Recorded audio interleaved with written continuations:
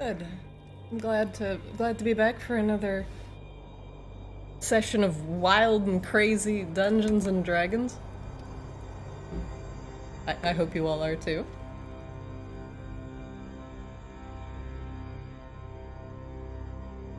Poke some toads. How about we poke some orcs, maybe? Or what are we Wait, what are we porking? We have porked 0 orcs, but there's still time. There's still time. Let's pork some orcs. Let's pork some orcs. Fuck. Alright. Why is everyone that I know terrible? That's a really good question. I don't have a good answer for that. Misery loves company? Probably. Yeah. I love you guys. I love you too, man, and we're not even drunk yet. Oh man, I got a monster. Oh, man. I'm wasted. I had a monster. Before. Allow me to recommend the most delicious alcoholic soda that I've ever tasted in my life. What is it? It claims to be a margarita, and it tastes like a margarita, but it also tastes like delicious, delicious alcoholic soda. I'm gonna go get one, and I will be reminded of exactly what it's called, and then I'll advertise for them when I get back. I'll be right back. But then, did Akashaba ever drink the long drink? No, it's still sitting in my fridge. I forgot. Motherfucker. It's gonna get drank, okay? It's gonna get drank. I believe you. Yeah, I just need to like remember to drink it is the problem. I actually like don't know what day it is anymore. Oh, It just yeah. occurs to me that like D&D is the only time like I know what day it is. Like yesterday was Sunday and now apparently tomorrow is Thursday. Dude, I totally forgot to do like my Monday, we're playing on Wednesday post, and I was like, oh no, my routine is totally broken. What is the God, it's the emoji with like the like reeing cat with like the watermelon hat. I don't know why, but that one like hold on, I'm just gonna put it in the chat. It always makes me so happy. My But it's favorite like- one is Mia. It's the white cat throwing back his head and going, Ree! Yeah, that this one was Thurston? like Thurston? yeah, that the one I just posted in chat is like my perpetual state, just like the reeing cat with the melon on the head. Ree! His Melon. smelling Ree. I like that. I'm gonna steal that. It's a good one. Okay, I'm back, and it's Cayman Jack bottle margaritas. I'm not sure I want to meet Spelled like the Jack. small crocodile or the islands. Cayman Jack sounds like a guy you meet in a back alley and you do not have a great time. He sounds Oh, like no. he sounds like Crocodile Dundee's less well-known South American friend. That's not a margarita. This is a This margarita. You idiots. I like how he started from like Crocodile Dundee and ended up as a pork fried tater. Anyway, pork fried taters and awful accents aside, not like my accents are any better, but Cayman Jack bottle margaritas are Alright, delicious and available at most major grocery stores. Dude, you're not even getting paid for this? I'm not, but I want everyone else to drink them because they're good, and I want major grocery stores to continue to stock them. Actually, someone in chat agrees with you, so... Okay, I have gone so far as to Google Cayman Jack, so now I'm ready to purchase some Cayman Jack come the weekend. Like most bottles or canned cocktails are bloody awful. Like, they're really bad. You salt rim a glass and pour this into it, and it's legit good. Can you just retitle this stream sponsored by Cayman Jack? Oh, you Only should. if they do maybe, it. Only if they do it. maybe we can make that happen. That would be great. Yeah. And it's just, mod. what could I call it? Oh fuck, I'm like, Arctis sponsored by Cayman Jack. That's just not clever enough. I'm gonna have to think on this, drink on this. I mean, Throw back a Cayman Jack stream. Jesus. wow. I don't know. I don't know, man. Alright, is the young Drew Corf here? Yeah, I'm here. The one, the only. Did we hear anything from Esther?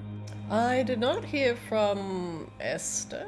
I am assuming she is asleep, and I have not heard anything from LaFoy. Let me just poke ping to check.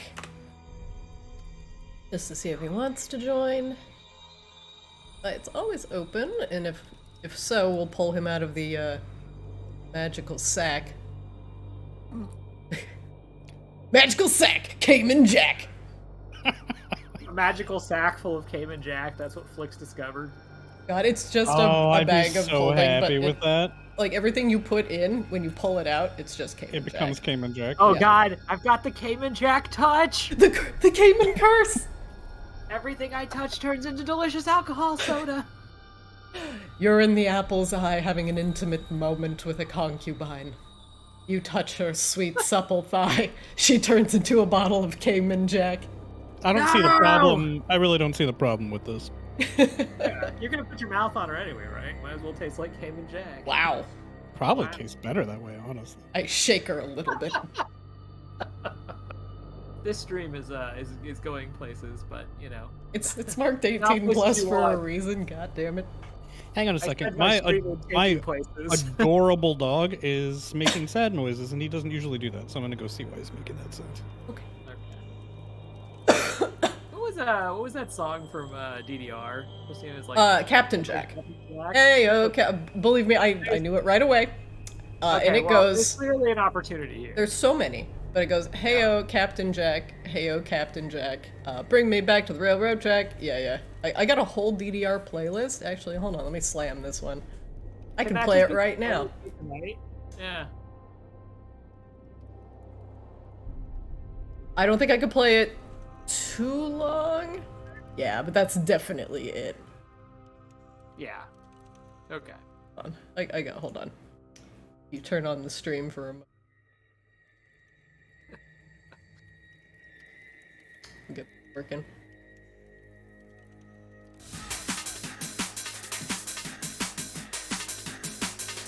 Alright, well I'm assuming He was fine. I don't know. Dogs doing dog things. Dogs doing Cool. dog things. All right. Well, everybody in game, everybody cozy. Yeah. Yeah. All right. I see everybody. So we will. Checking just one last time. All right. We will get started. Excellent. Meanwhile, previously on Arctis. You guys have continued your search through the Orcish hunting lodge, looking pretty much everywhere for any sign of the Goblin Girl. You found more orcs and a couple more wargs, and you, after dispatching those, you continued your search of the room, and they didn't really seem to hold much of anything when you were looking through them. Mostly, you found fragments of pottery, broken shackles, chains, just a lot of random broken stuff, aside from the orcish weapons that you found in the weapons rack. Now, the last two remaining orcs you guys were taking care of, the ones you initially chased off with Flix's very clever illusion, were now extremely concerned about a broken pair of manacles that were lying south of the lodge. There was a shattered collar, torn manacles, and you weren't really sure what was holding them initially. And as you continued searching the hunting lodge for signs of the Goblin Girl, the door behind you burst open, and a hideous, demonic-looking Yeti burst through, which we lovingly referred to as the Krampus. Him in his violating tongue attack were, Yeah, that was really upsetting, by the way. Oh, good, I'm glad. That's fully my intention. That wasn't so upsetting for me, so I don't know what that says. Probably not good things. And you guys were fighting in a relatively cramped room with a Krampus, so, it worked out. Eventually, after putting the Krampus to rest, you freed the Goblin Girl. Actually, no, you freed the Goblin Girl and then the Krampus burst in. That was very specifically the order, so, you had to hang back while you guys dispatched this demonic Yeti. And that's where we ended last session. The Goblin Girl is currently sitting on Ajax's back, clinging for dear life. She has her face kind of buried in his back. She does not want to look at the corpse of the Krampus. Oh, can we go? Well, actually, I think we were going to do a little bit more poking around first. Would you like to be secured away somewhere? We could put you in a barrel or something, so you're safe and hidden. Oh, no, I'll stay here with you. What else are we looking for? We find Goblin Girl. Isn't that the reason we come?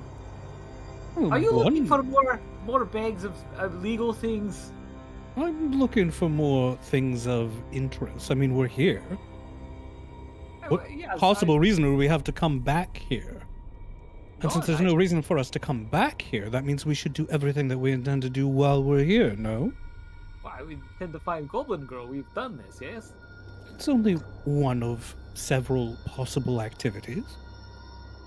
Well, I think you know where I stand on this, but we did rescue Goblin Girl, and I think that is good deed. So if you want to rummage around and look for gold pieces, I would say that in this case you have earned it. Oh. Flix looks exceedingly pleased with himself. Well, then it's settled. We'll do at least a little more poking around. Provided that we keep our charge safe, of course. Ah, yes, good idea. I'd rather not tarry too long. This place is horrible and it smells awful. You are right, but you underestimate Flick's considerable greed. Ugh. Look, She coughs sickly. I like looking back from the door that he's about to try to unlock. It's not greed, it's practicality. We lead lives of exciting adventure. These lives are not cheap. What do you want us to do? Beg in the streets of Borealis? I think We'll beg- work for what? What? For armor? I We'll did beg adventure for once. armor? It's not so bad. You get enough for food. The goblin girl all we wanted to do groans. was eat. Oh, yes. Someone should give her some food. I'm gonna try this door. Locked. I'll try the keys. I have many keys. Which ones do you try first? You have a ring of keys, and you have an oddly shaped key. Actually, I will try listening at the door first. Make a perception I'm check. terrible at listening, but I'm gonna do it anyway. Ajax pulls out a ration and hands it to Goblin Girl. Thank you. He tears it open and begins to eat the contents weakly. As, Flix, you press your ear to the door, and inside you hear nothing. Very quiet. Oh, well, I'm sure it's perfectly safe in there. What's your name anyway? He says as he's trying the ring of keys first. Actually, he'll try the single weird key first, since it's only one. And if that one worked, then he'd feel very silly about going through the whole key ring. The large, oddly shaped key does not fit in this lock. It is significantly too big. In that case, I will start working my way through the ring of keys. My name's Rixie. Rixie, you said? Oh, that's cute. I like it. Extra replies. One second, I had her named a moment ago. I'm gonna turn on her name. As she's chomping through that, Ajax will also hand her a pepper. And before we go outside, make sure you eat this. It'll keep you warm. Okay. My tummy hurts though. Maybe Ekshiba, is that something you can help with? Oh yes, that is. I have been known to do certain things of a medicinal nature. Some I'm Pepto, sorry, maybe? I'm looking to see if I have a BA clinic skill. I have medicine. But You have I don't medicine? really- Yeah, roll medicine Yeah. for me. Okay. The goblin girl, as you look at her and you see her skin a ruddy shade of dark green, and her eyes slightly dilated, and the little beads of sweat prickling under the crown of flowers. She has the flu. Really bad. She's very sick. Do you have lesser restoration or anything loaded, Ekshiba? Yeah, sorry, I don't. So from a D&D universe perspective, I don't fully understand how medical treatment works. Can my like curing spells cure like HP points plus the flu. So this would be what? considered like a sort of debuff, and what Ajax referred to would be more appropriate for curing diseases. We would consider the flu here a disease. Okay, so you. And you need specific spells to cure diseases. So, like, your cure spells knit together bone, flesh, and skin, but they don't get rid of maladies. Yes, you need, just like they wouldn't. restoration spells for that. They wouldn't get rid of maladies of the mind or cancers per se. Yeah, Lesser restoration would, if you have that loaded, that would be what you would want here. Yeah. Akshaba nods and goes, "Oh, I had not noticed. She is actually quite sick, Flix. I think she has very bad flu. Oh, that's awful. Keep her far away from me.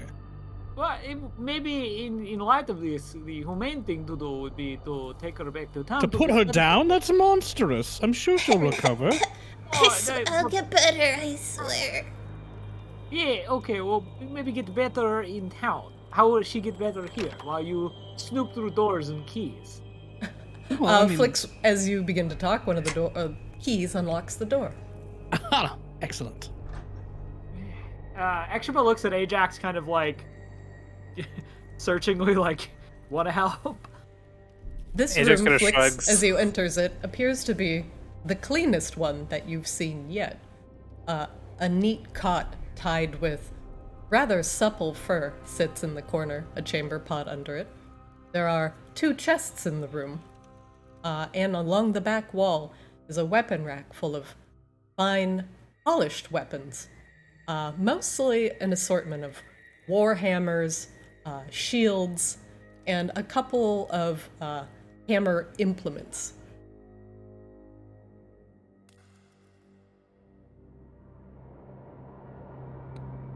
Interesting. This appears to be some sort of armory, he says loud enough to be heard. I will investigate these chests. Okay. This one. Okay. It is They're a trapped. large I'm so iron-bound gonna get hit by a chest. trap. Well, I've got... Does it look like the big key will fit? It does. Ha ha ha! I use it. Okay. You insert the key into the lock. Make me a dexterity saving throw.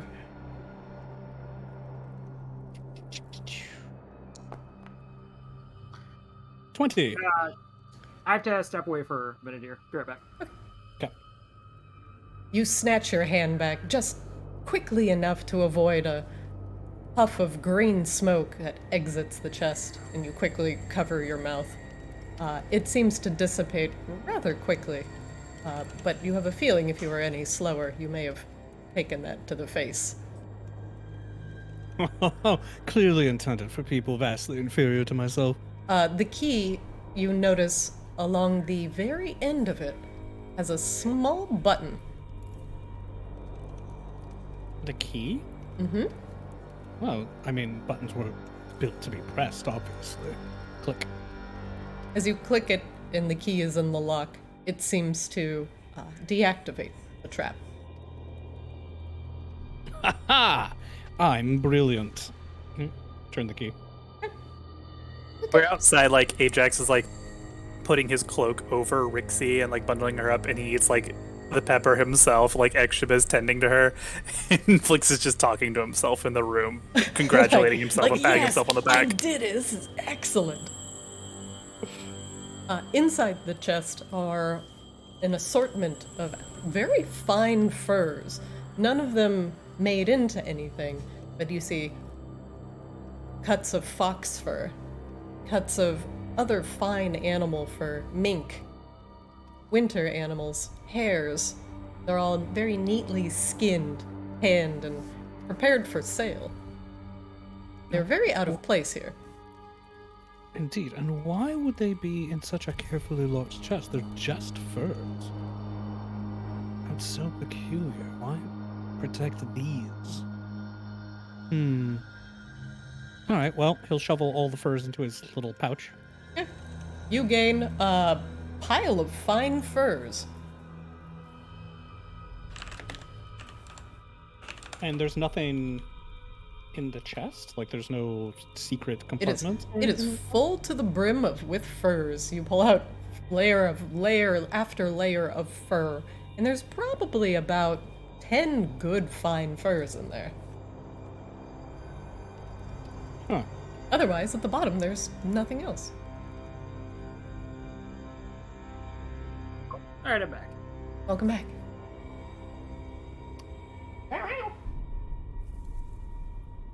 Alright, Flix, what else do you do? All right.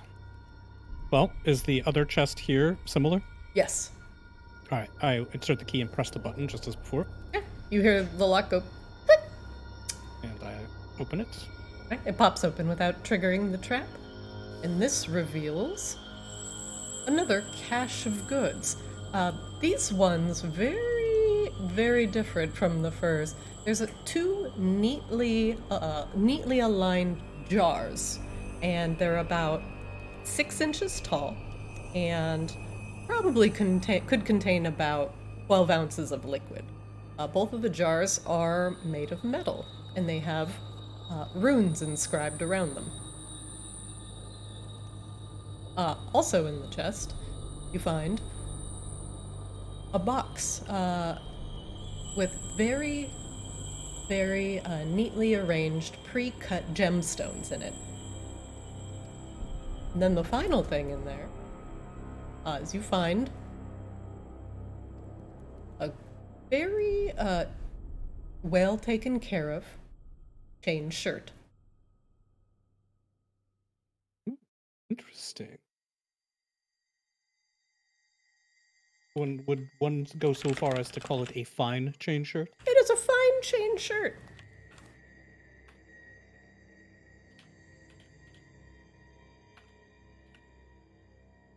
Excellent. I carefully stash them all away in this delightful bag that Ajax so kindly gave me. Everything fits neatly into the bag. With a Traded with satisfying you. whoop. I again, like, grabby hands, like I search around the inside of the chest. Nothing else Knock on peculiar. No hollow bottom to be found. So strange, though. There's no marks of ownership on the chests? As you look at the chest, both of the chests are very fine and do not match anything else that you've seen here in the hunting lodge. Is there anything? Does any of the weapons on this rack or anything stand out as being particularly interesting? Or are they just all like nice weapons? As you turn and look at the weapon rack, Ajax, make me a history check. Oh, no, thank you. No thanks. Is Rixie standing next to me still, or did Rixie... Oh shit! Rixie is hanging out. She's like nestled on Ajax's back, and he's basically wearing a blanket, kind of like a cape, and she's nestled into it against him. Yeah. No, like she's on his Ajax back. is like taking it off and just like wrapped her up, so she's like in this little like bundle, and he's eating the pepper instead. Oh, gotcha. I'm a bundle. Yes. Wow. Actually, 18. With a -1? Okay. Yeah, You're nice damn roll. right. Ajax, you turn to look at the weapon rack, and immediately the shield catches your eye. Painted on the shield is a sigil, and it's a sigil that's familiar to you, and it fills your heart with dread. Cold, ice-cold dread. This is an orcish sign that you've seen, even in your native land. Sorry, I can't speak today.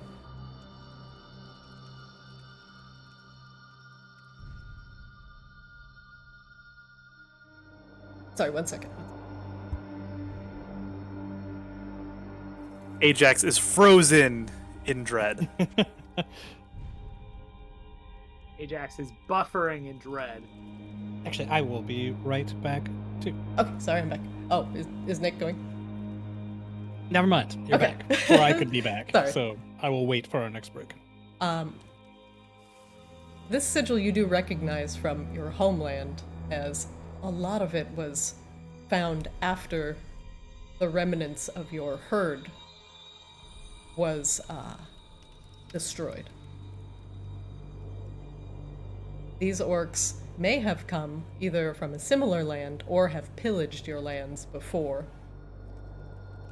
But this, you recognize it, and it's not a welcome sight. Ajax's eyes narrow. So this is a clearly an orcish symbol, or it is a symbol that It's an orcish they symbol. brought with them. Okay. No, it is an orcish symbol, usually meant to signify a tribe or an allegiance. And generally orcs will plaster it everywhere that they claim as territory or claim territory over. You Ajax see it here on the grabs- shield. Ajax grabs the shield. Is the shield otherwise like crude, or is it like still like a nice shield? Otherwise, it is a relatively nice shield. It Ajax is grabs a medium the shield. The sigil is painted on. Oh, so it looks like maybe it wasn't part of the shield originally. They just added it. Yes. Gotcha. Grab the shield. Hey, Flix, can you fit this in your bag? I have to imagine so. We haven't tested the limits yet. I will try putting the shield Like, in the does it bag. even? Is it too wide for your opening? I mean, Never mind. Wow. Wow, phrasing. That's, Why are we still Move. doing phrasing? take it. Move on. Carry Uh, on. It does not appear to fit at first. In fact, it would be even comical to try. But as you get the shield closer to the bag, the opening seems to expand, accommodating the width of the shield. Well, that's Oh, did we unsettling. have to make that weird? All right. Well, Well, apparently it can stretch to fit. nope. We got it. Don't need to keep going. We That call might it be the important Magnum later. bag. For my Magnum dong.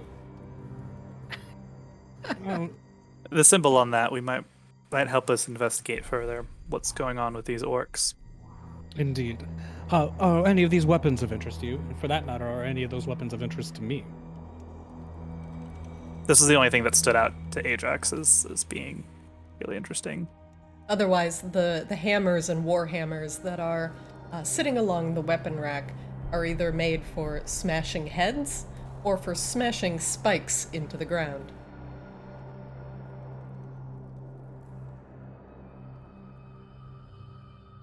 We should hurry along, Flix.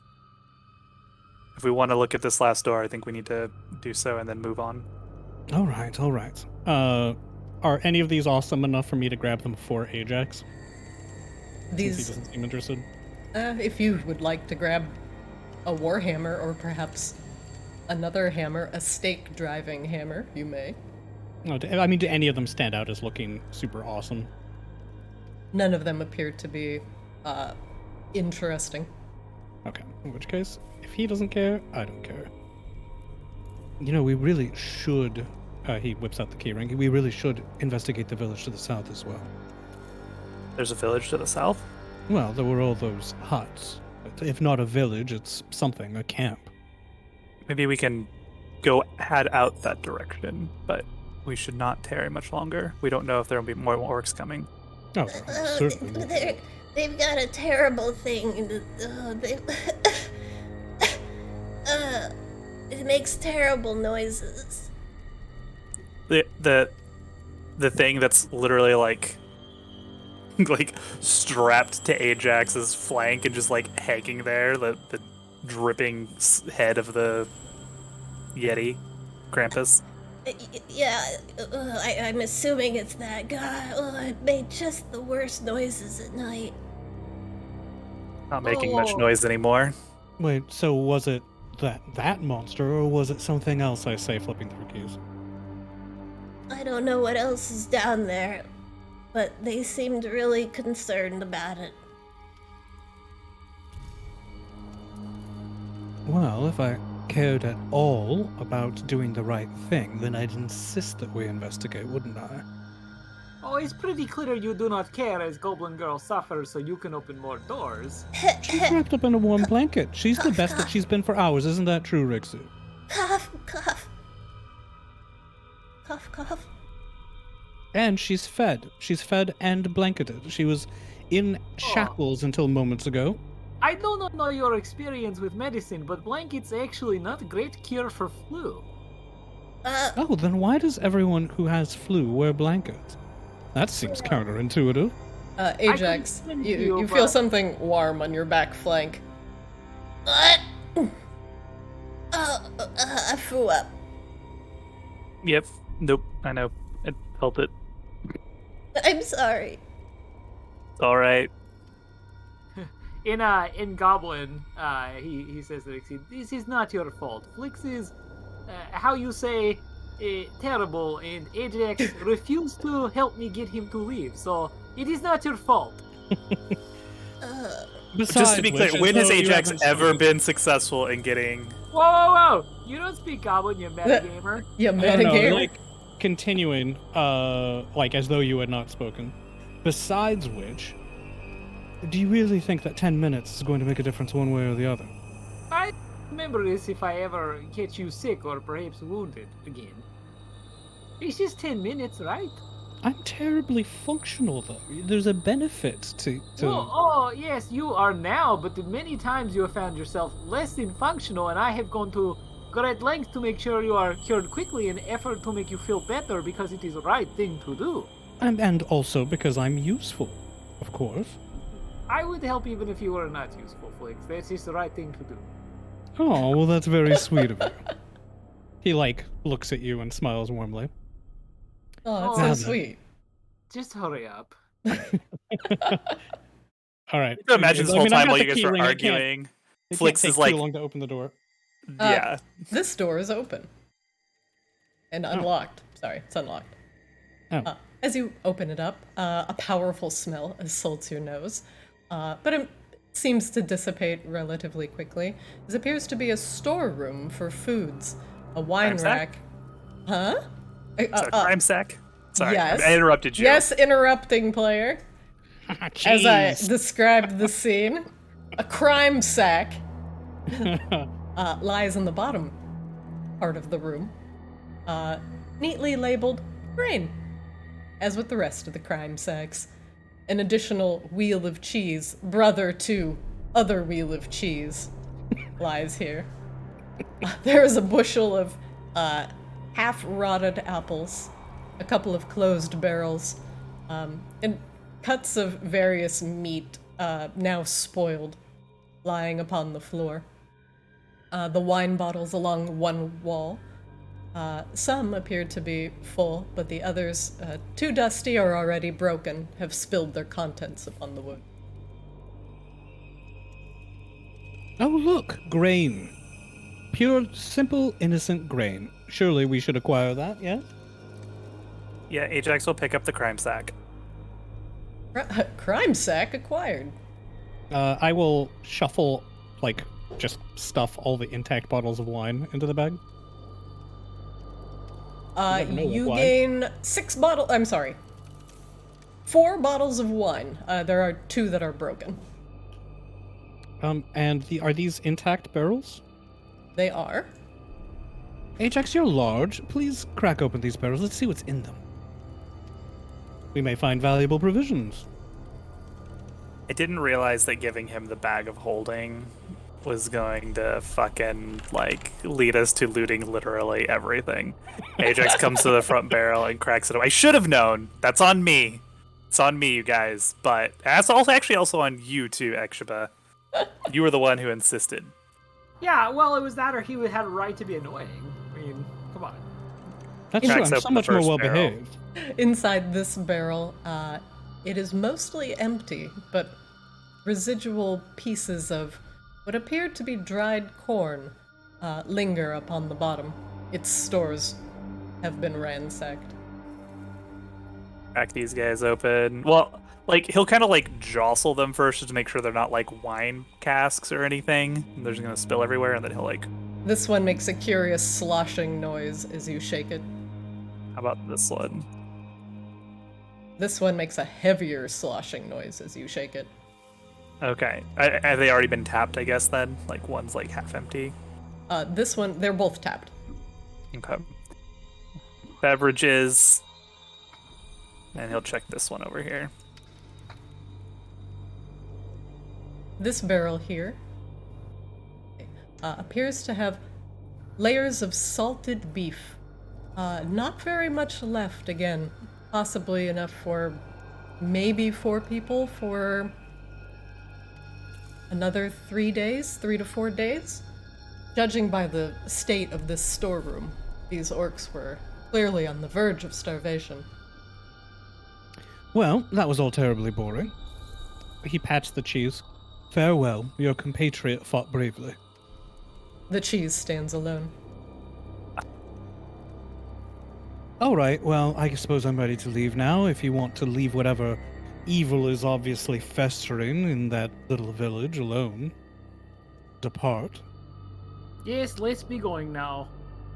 Honestly, that whole segment just reminds me of like someone's first time playing a Skyrim game where they're just like, I gotta pick up everything. I gotta get every wheel of cheese. But why? I didn't get the cheese. I didn't pick it up. I just patted it fonder. Did you tell Alright. it was a Gouda boy? Oh my god, stop it. Blizz, bro, blizz. They're all Gouda boys, actually. Alright, thank you for humoring me. Alright, where do you go? All right, we- well, are we my leaving? curiosity is satisfied. Oh, well, are we? Rixie herself said that there was something making terrible noises to the south. And I'm presuming it was not the Yeti that we slayed, if that was indeed a Yeti and not something worse. If you wish to pass through, we can pass through, give once over, but we really should, in all seriousness, Flicks, get medical care for Goblin. All right, well, let's prioritize that. Let's go. Well, we can go south and around anyway, so we can just do a check if we just go south and around the edge that those orcs came from. I think that's a reasonable compromise for what everybody wants to do here. I mean, as long as we keep Rixie safe, I suppose. Rixie is on Ajax's back, so she's as safe as anybody here is. All right, I'm going to start being careful and sneaky as we get to here. Here's a quick stealth roll. Let me see, that's okay. Very nice. I will slip out and then kind of like dart up the wall and get to the rooftop so I can scout properly. Ajax Hard to- clops onto the wood. It's hard to stealth with hooves on wood. Clop, clop, clop, clop. I'm not sure that you've ever tried. Ajax has historically been more stealthy on average than Flicks, so careful. Yeah, but that's not my fault, man. The royal, excuse me, the sound of the roiling hot springs is pretty much the only sound you hear right now. I'll do a quick flyover, shall I? Oh, He says, speaking to himself, since they can't hear him. All right, Flix, you seem to be approaching. I don't know how. Are these all? What are these? They're all hot springs. Oh, okay. I guess I'm gonna try to remain stealthy. So I guess I'm darting amongst the rocks. There's not ground a level? ton of room to maneuver. There are some higher rocks, and you are very, very small. So I will allow you to move where you wish. Go ahead. Nothing seems to catch your eye except to the west, a brightly lit, a brightly lit fire. Akasha saw it earlier. Yeah, we were already there. I What's think this? there's like these things here. Another Is this hot another- spring lies in front of you, and deep down in the water is an These are- ominous red glow. These are tall rocks, correct? Yes, these are about 10 feet high and 5 feet high, respectively. Yeah, he will always be as high as possible and kind of peering over tops of things. The hot spring boils.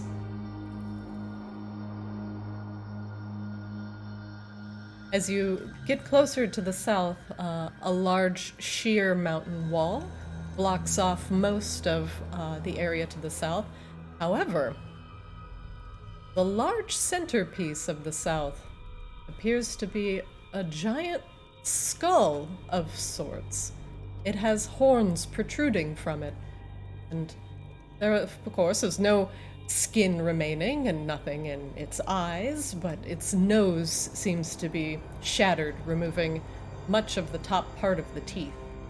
The lower jaw remains, and the skull sits almost half embedded in this mountainside. So, it's an actual, to all appearances, it's not carved stone. It's an actual gigantic skull. Yes. Well, that's not ominous at all. Unable to restrain his curiosity, Felix is going to start a little closer. I do a flyby, just real quick flyby. Just a real quick flyby. Yeah, I'm gonna peer down into the eye socket. I assume you- that this is like 30 feet up or something. Quite high. It's about 30 feet up. As you alight up into the eye socket, I'm still looks, being stealthy. Quiet. looks like inside, as you peer into the darkness, that this was what was considered the home of the Krampus. You see the soiled hay on the ground and a lot of scratch marks lining the walls, seemingly nonsensically. Otherwise, the back of the skull seems to merge in with the stone, again, oddly seamlessly. But this is definitely not made of rock, but of bone. Well, that's thoroughly bizarre. There's no like little caches of belongings or anything like that, or notes or things on remains that would be of useful import. There are bones. Bones and hay and waste is all you see from your vantage point. Well, I'm not going to go digging around for any more poop jumps. All right. As you with fly that- over that way, Flix, the tinge of the water is a little bit different here. As opposed to the red, it glows with purple, and the water here is not roiling. Can I see what in the water is causing the different glow? You might be able to get a little closer. Oh, that sounds like a trap. If I can't tell from here, I'm not getting any closer to it. It's probably going to eat me. I'm tiny. Christina, Ajax takes kind of trots up here to the fire with Rixie, kind of sets her down next to the fire where it's warm. While we're waiting for Flix. She curls up by the fire happily. Although she keeps looking off over her shoulder to the right, down towards the skull. Oh, that's so big and creepy. What is that? Ajax literally cannot see it, so Oh, She shivers and turns back to the fire. All right. So he'll dip down 15 feet. Can I see now? As you get a little closer, you see a fist-sized crystal kind of embedded under the water. And it glows with just the pulsing purple light.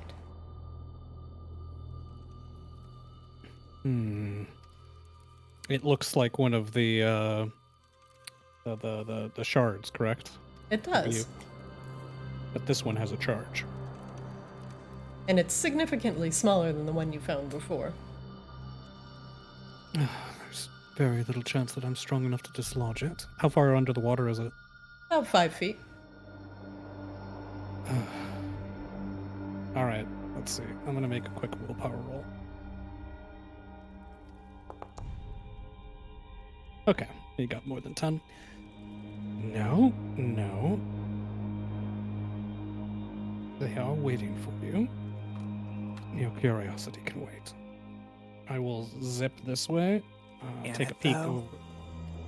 Take a peek over here. Make sure that nothing untoward is happening. Sort of skittering amongst the rocks. The last thing you see of interest as you're coming up here is another crate, but this one has been torn open, and the insides are splattered with blood and hay. I can't resist. It appears to be a makeshift feeding trough. The bones that lie in there are worryingly large. Oh, never mind. That was probably the feeding trough for what's name? What's this thing? That appears to be a large metal collar or cinch meant to go around the neck or the ankle.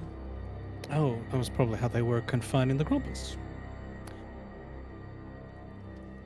Oh, right. Well, there's an enormous skull. It looks like it's actually made of bone, but it's somehow merged with the side of the mountain. And by enormous, I mean truly enormous, easily 30 or 40 feet high.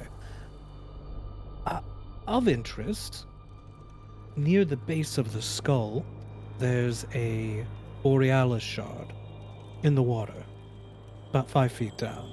I doubt that I'm strong enough to get it, but it does seem as though it behooves us to acquire it. Provided that it's safe to touch it, after all. Well, only one of us has hooves, so is that you volunteering? Ajax rolls his eyes. Where's Exhiba? Actually, I was just kind of hanging out waiting for you all to be done. Oh, I mean, that's what we were doing, but we were doing it by the fire, so Rixie could be warm. Okay, well, that's fair. But Actually, was just still hanging out over here, looking over. He's watching you guys. Ajax turns and looks over at Exhiba. Hello! Oh, of course, right, Rixie. Rixie's more important than these powerful fountains of magic. Come on, Rixie. How far is it? No. Don't worry about it. We must be going. We have Rixie to think about after all. I'm very sick. Indeed. I'm serious, Ajax. Let's prioritize Rixie. There's every chance that something could go wrong. Ajax like looks like, aren't these things powerful magical sources used for all kinds of horrible things? Yes. Possibly. Possibly not. Hasn't been used yet, at least it doesn't seem to have been. Unless that was used to turn an ordinary Yeti into whatever that thing was that we fought. Ajax like gives a very like a look.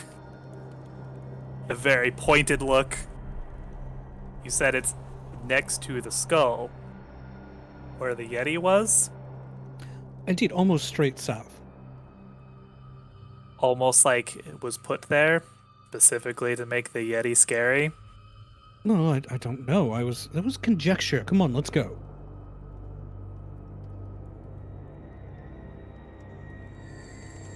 Oh, that's fine.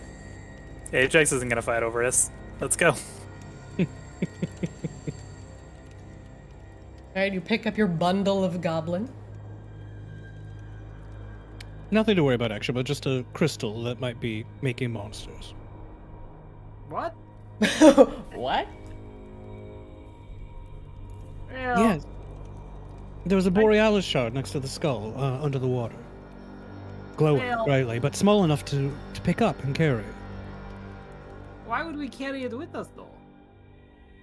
So the orcs can't make more of those monster Yetis or whatever they were doing. Exhiba's face is like really pained. Just... Okay, well, we will come back later if it become problem. Oh. That's I a would've problem thought for still here. future bugbear. Hello, future Hello. bugbear. Oh, I do look forward to fighting more of those creatures. Yeah, I tell you what, Flix, if you are right, I never argue with you again. But For right crying now, out loud, Ajax sets Rixie down next Oh. to Exhiba. Oh, I'm gonna throw up. Yeah. And he just like starts Sit trotting next to her to back. make sure that she doesn't get snatched by something in the water. The water's been safe so far, but That water. Oh, that water. Okay. All right. He trots south. please yell loudly if something tries to. What? You said that she had the flu, not demon possession. Okay, I now see what appears to be a large skull. He said south of that, Oh, it's right. Is this the thing that he was referring to? That appears to be the glowing shard that he was referring to, yes. Yes, It I ap- gave excellent directions. Yeah, he did. I He- mean, it helps that it's literally a giant glowing purple thing. True. Ajax kind of like peers into the water. Can he actually like see in the water? Is it clear enough? This water is... Well, it's very dark, but the water is also a bit dirty. It is hard to check. see. Go ahead.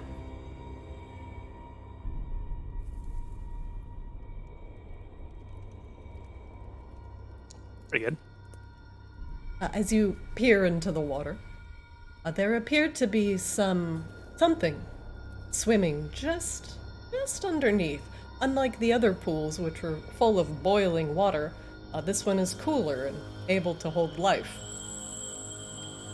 Underneath, it appears to be some fish with rather sharp-looking teeth.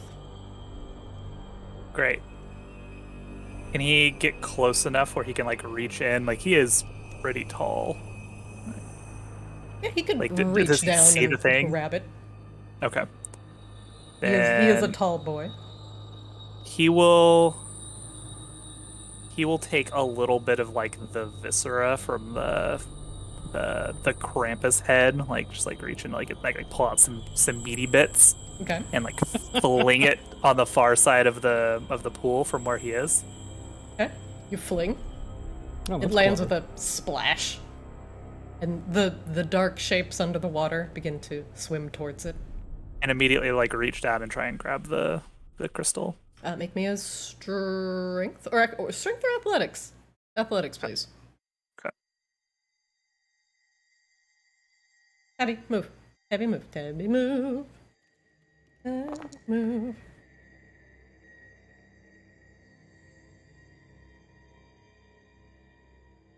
What was it, a 12? Oh, you rolled with advantage? It always rolls athletics with advantage for me. Alright. As you reach down into the water, as the sharp-toothed fish are distracted, you brush aside a bit of silt that has been gathering upon this crystal, and you yank it, and there's an audible snap as it dislodges itself from the rock. Very neatly, without damaging it. The crystal pulsates in your hand, and it feels warm. Very comforting. Very relaxing. Okay. Slide it into his pack and trot back to the rest of everybody. Very fast, because we can do that, because Oh yeah, you're Yeah. fast You're as a fuck, horse. boy. like we have 60 feet of just walking movement, so we just dash back at 120 feet. around. Ajax makes very good time being a centaur. Crystal retrieval done quickly. All right, let's go.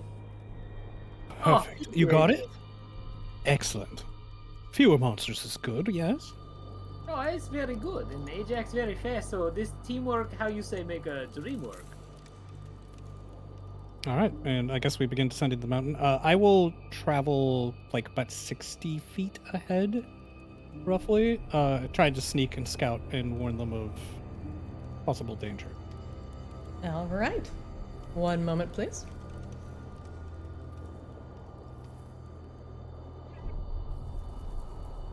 Ajax mostly only did that for Esther.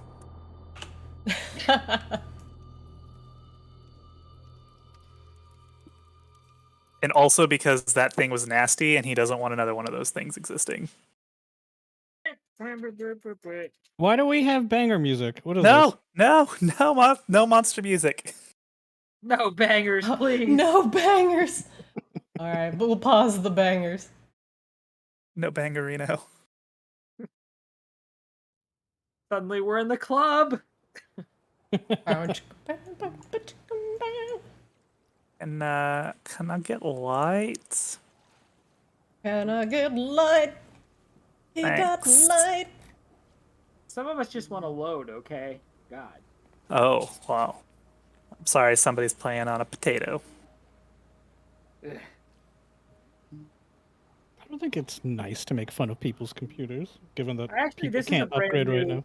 You This is guys a brand literally new- make fun of my computer like every other game. But you deserve it, though. Yeah, it's true. Right. Right.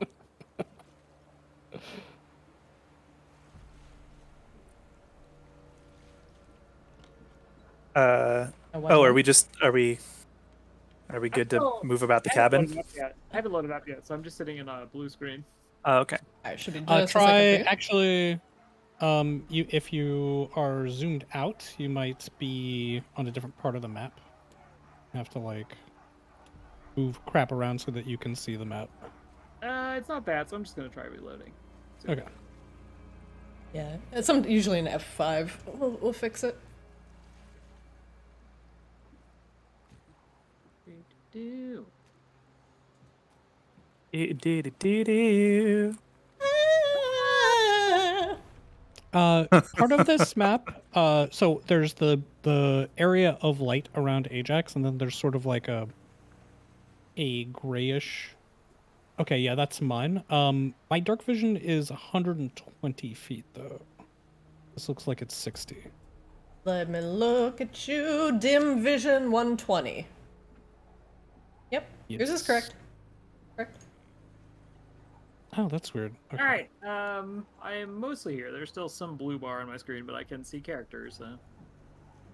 Flix, I am viewing the map as you, and it looks correct because I can see everything. You should be able to see the entire map in grayscale. Okay, yeah, I can. Okay, that The is- reason that I was asking is because like there's stuff within 60 feet is a different color from the stuff outside of 60. So that's correct. So here's how dark vision works. Dark vision, you're going to be able to see anything within 120 feet in black and white. Ajax is currently lit up, so anything within his light radius will be color. Because you're still perceiving color vision. But anything outside of that is going to be your dark vision. Correct. Yeah, so that's why you're seeing color near you and black and white way out, yay out. Yeah. I'm seeing 3 different colors though. I'm seeing color, and I'm seeing black and white, and then I'm seeing like a purplish tinge. That's correct, because it's bright light, and then Dim his light. dim light, and then everything outside of that is your dark vision. So this is Okay. this is dim. This is Ajax dim light, and this is Ajax's bright light. Huh. Okay. I'll send you a screenshot. Hold on, because I can click your character and see what you see. It's not that important, honestly, but I figured it wasn't the intended functionality. Hold on, I'm moving you. Yeah, because you're not lit at all. You're not actually producing any light. But you Correct. should see the whole map. And And then I do. you see Ajax's, like you should see this is the edge of Ajax's dim light, and then his bright light. Yes. Yeah. Although I don't see a difference between his 2 lights. The reason that it was of notice because 60 feet is like standard dark vision, and I have that. Like Uh-huh. this is the boundary for that. But mine is 120, and I don't have the black and white out to 120. So I imagine if there was stuff on the ground, I wouldn't be seeing it out to 120. Does that make sense? Hold on. Let me look at something real quick. Last time we were on I this see. map, I don't think you had, because I think we took it, like we leveled up after this map, if I remember Actually, correctly. I set the default site limit to 60 on this map, so give me a second. Okay, so that was explaining it. Sorry for bogging things down, doing dumb technical nonsense. Oh no, it's fine. Fine. Actually, you know what I'm gonna do? Wow! Things just did a thing. Okay, everybody should have unrestricted vision Yes. of the map. Okay. Perfect. All right. All right, Ajax, continue. Well, we're continuing back down the mountain the way we came, right? Mm-hmm. Yep. And I'm endeavoring to.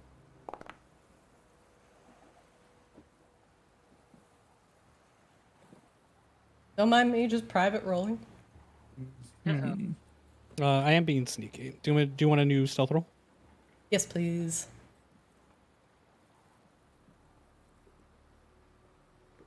Oh my god, my mouse sensitivity just kicked up like crazy for no reason. Can you guys think of a keyboard shortcut that would do that? My mouse buttons on my mouse control my sensitivity. It's underneath my mouse wheel. That does it. Oh, yeah, that's totally what happened. Yeah. It's like 2 different presets. Yep, when I hit the But up one, it goes faster. When I hit the down one, it goes slower. Alright, Flix, you flit through the air, hanging a little bit low because of the dangerous winds here. But otherwise, the traps have already been sprung, and you see no other sign of scouts on the mountainside. No unusual tracks or anything like that. Ajax, you continue across the bridge. No, Ajax pauses here. He takes out the rope. Where's Ekshiba? It is right here. Right there. Takes out the rope. He ties the rope around around Rixie. Okay. No, around Ekshiba first. And then he holds the other end, ties the other end around him. Ekshiba, after you. Oh, yeah, this was not very fun last time, but Alright, make me a athletics or acrobatics check, Ekshiba. Whatever is higher. athletics or acrobatics? Let's see. I'd like to perform the help action. Okay. Assist. Shh, like I need it. I'm like LeBron James. Damn. Beep. So I assume I like somersault across and fucking land into a triple sow cow. The bridge, which normally creaks under your weight, you find the good planks this time, and easily make it across. It seems like some of the planks were stronger than others. Sick. Oh, this is much better this time. Okay, give me the other end back, please. Ekshiba unfastens it from himself and And I zip it back. Yep. You acquire rope. He does the same thing with Rixie. Now, last time you Flix, could you... jumped across, do you want to jump down or do you want to take the bridge? Well, we want to get Rixie across first. I don't want to jump across with her on my back. I don't think I can walk that good. Great. Okay, well, maybe take this end to Ekshiba then, and then he ties the other end around Rixie. All right. And then tied with rope to Ekshiba, I'll walk her across. Is that what you're thinking? No, I'll walk her across. All right. Help. Okay. Tie And this to yourself or something more sturdy than yourself in the environment. How strong are you? Who are you asking, Flix? I'm asking Kashiba. I'm 15 strength. You're pretty strong. reasonably strong. Pretty strong guy. Enough to anchor a little goblin if something bad happens. Okay, and then Ajax will proceed to walk across. Alright, make me an acrobatics or athletics check. Same as before, I will sort of hover and help. Like, if I can tip the balance one way or the other, it might make the difference. Rixie is going across very, very slowly. She's on my back. Yeah. So she's going across as fast as I am. Alright, you make it across the bridge with very little issue. Aside from a little bit of creaking underneath.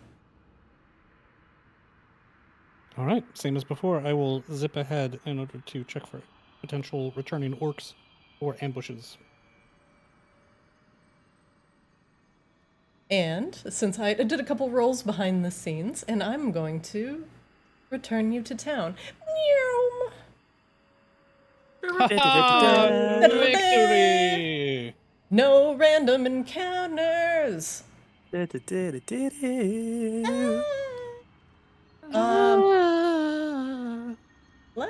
go. Where do we go first? One moment, please.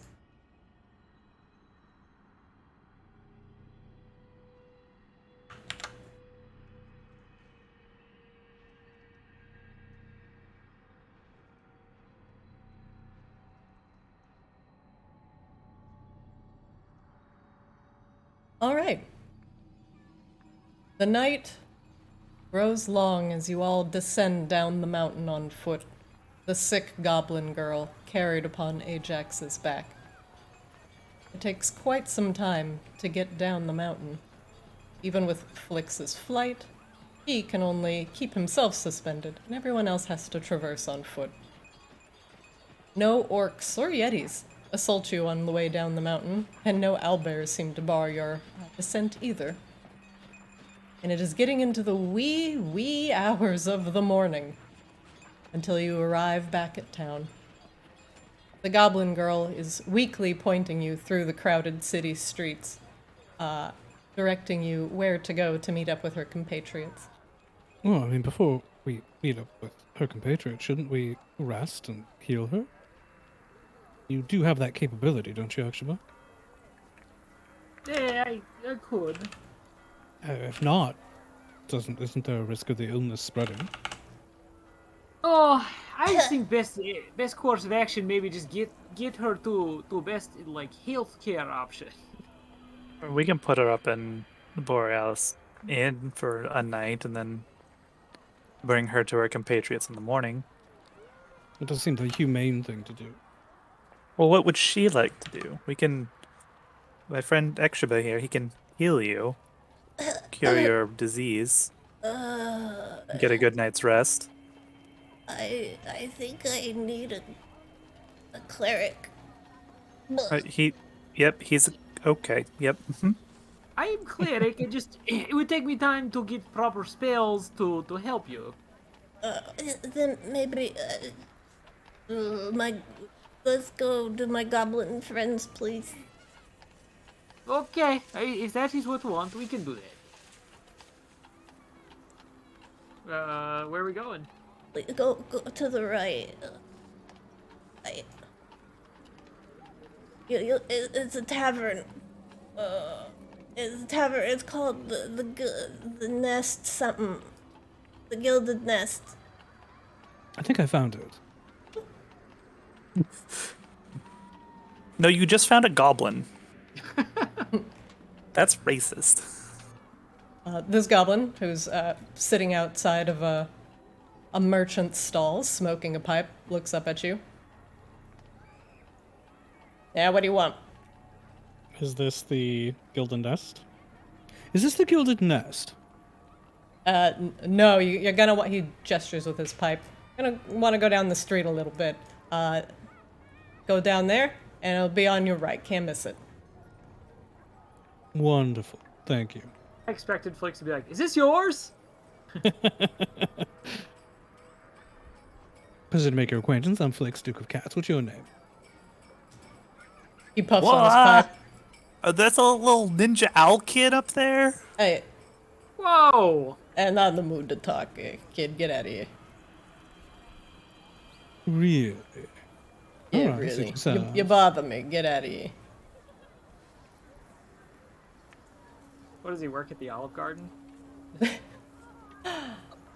All right. One moment. Weird. Oh, Ajax, just sorry. Ajax, you went a little too overshoot far. it? You overshot it.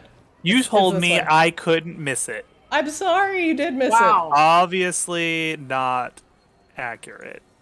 And then you exactly miss it. My God. it. Flix, make a perception check for me. Sure. I just want to know what the ninja owl folk is. I don't think we're gonna find that out, especially with me making an 11. God damn it, Flix. Why does Flix get to make the perception check? He's awful at it.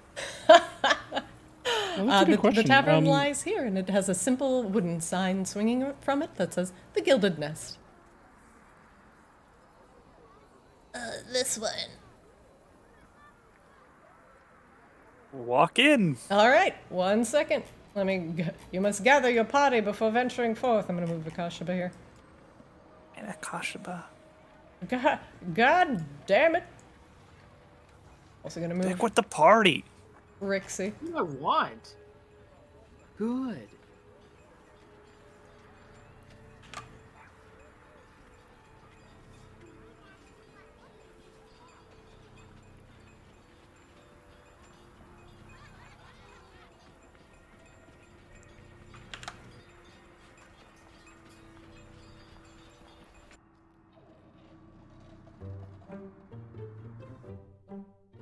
Oh, Oh shit.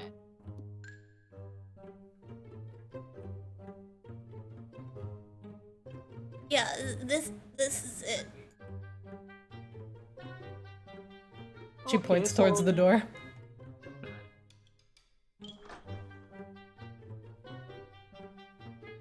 No, we're Inside. hardly presentable. I prestidigitate everyone clean and shiny, including Rixie. Oh, you poor dear, you probably need a bath. I threw up on myself. Not anymore. Oh. Oh, that's really nice. Thank you. You're very welcome. As you enter this, a bit not as nice as the Borealis Tavern, but good enough in itself. At the center table, you see a gathering of goblins, all, well, stupendously drunk. oh, I recognize some of these guys. Zulk. What? Oh man, I must be seeing things. I think I drank too much, boys. What time is it? I don't know.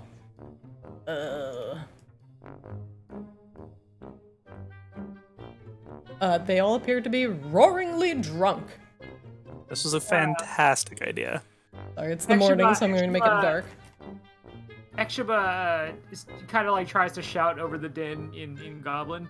Hello, anybody know a Rixie, Goblin girl? Oh man, I miss Rixie so much. Me too. Ekshiba goes over here and just scoots. Rixie over here like kind of pushes her. Hey, Rixie's here. You don't have to miss her. We have brought her back for you. What? He looks up from his gargantuan mug. Oh my, the Ascendant? It's Rixie! He stumbles overshoots, circles back. They hug. Ajax goes and grabs a few tall glasses of water.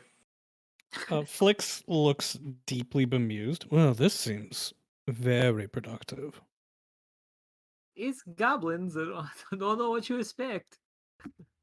What are you trying to say about goblins? Look, everything, it was horrible. It was horrible. Your friend Rixie requires medical attention. She has had bad time, I would say, in the last few weeks. Unsure how long she has been gone.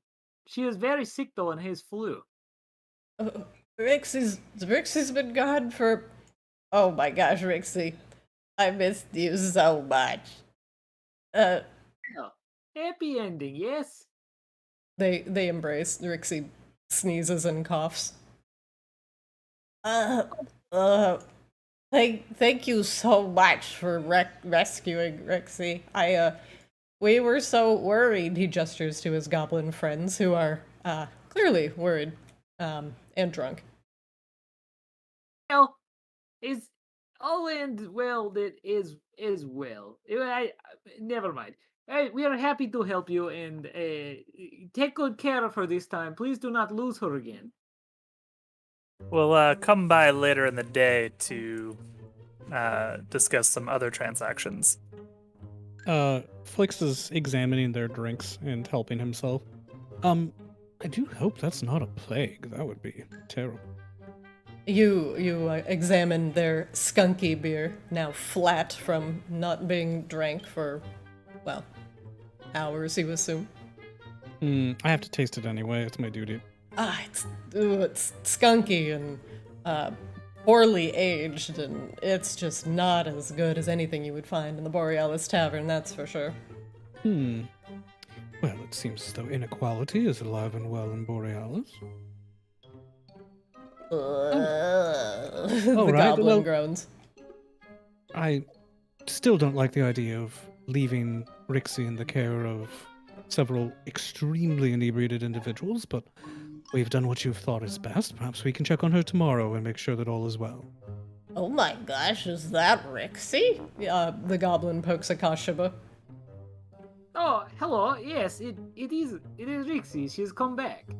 No, that's Akasha, but the other one is Rixie. Oh. Oh my god, it's Rixie.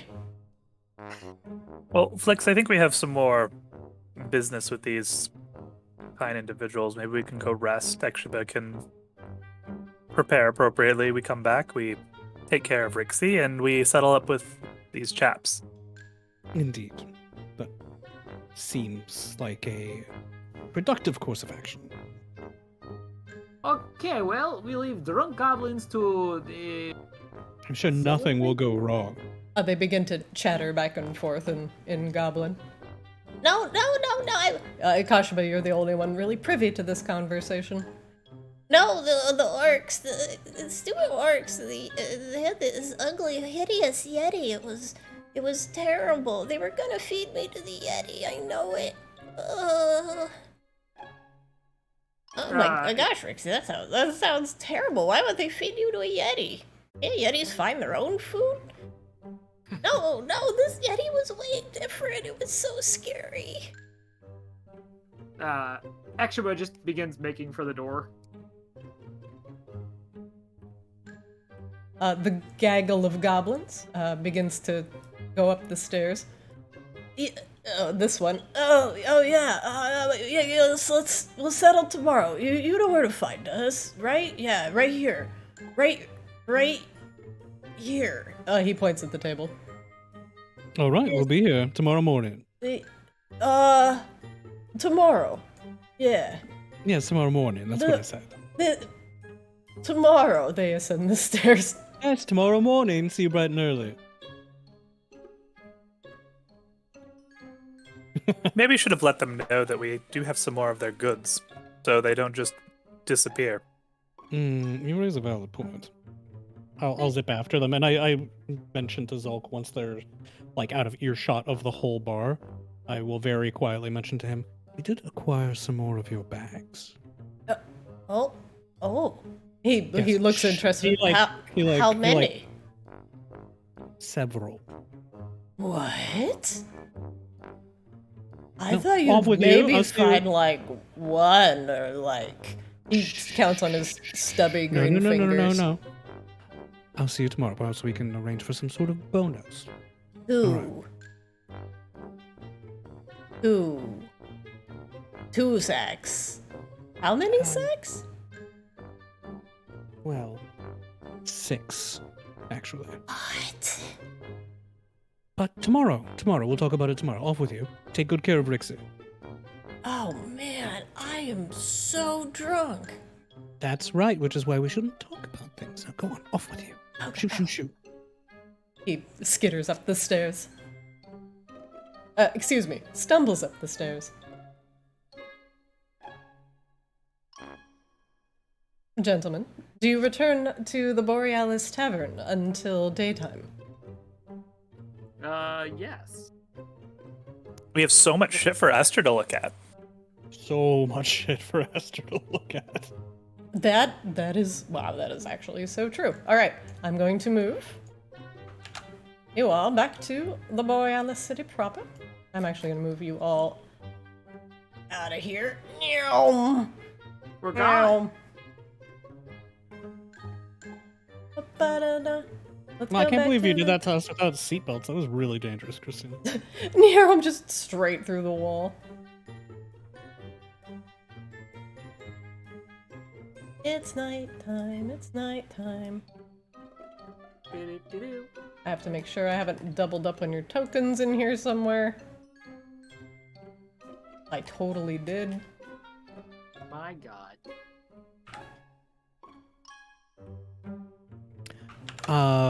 Can we take a quick break? You can't. I drank that delicious and refreshing Cayman Jack bottled margarita made with God lime damn it. juice and agave nectar. But it's now gone through me, and I need to Yes. go take care of that. Go ahead and take 5. I'll see you guys at the, let's say, 54. Sweet. See you in a minute. Good. All right.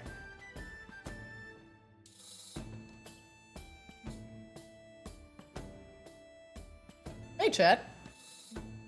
How's it going?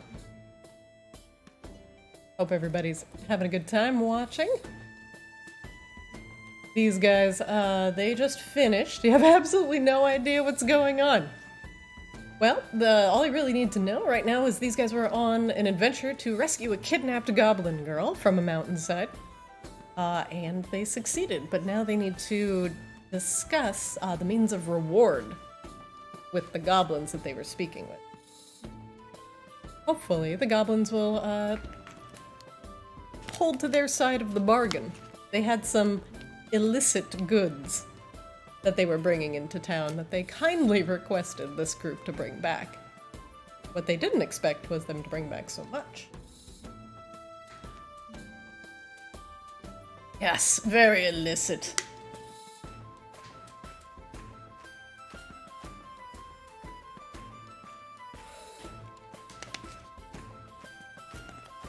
But yes, the goblins are smugglers, and they were smuggling stuff into Borealis.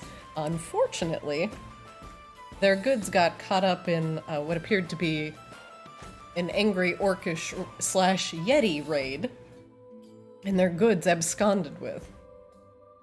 So these guys, when they were going to talk to the goblins, they thought they were getting into a simple, hey, bring me back my goods adventure. Turns out, the Yetis not only took their bags of grain, which were used to hide illicit goods in, but they also kidnapped the goblin girl for reasons they don't know yet. Also, they're not quite sure why orcs and Yetis were working together, even in close proximity to one another. They did learn that Yetis are relatively solo creatures and aggro just about everything.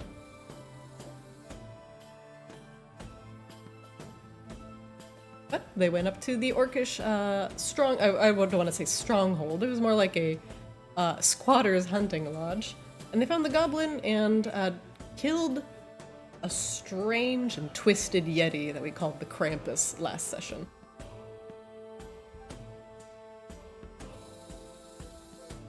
But now, these heroes, they need a rest, and they have a bunch of goods that they need to bring back and get identified.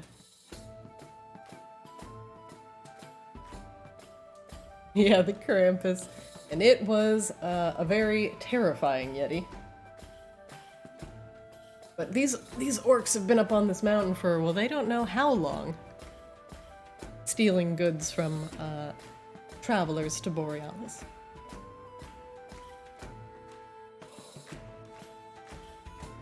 We'll see what they end up doing. Alright, we've got about a minute left on the break, so I'm gonna unmute.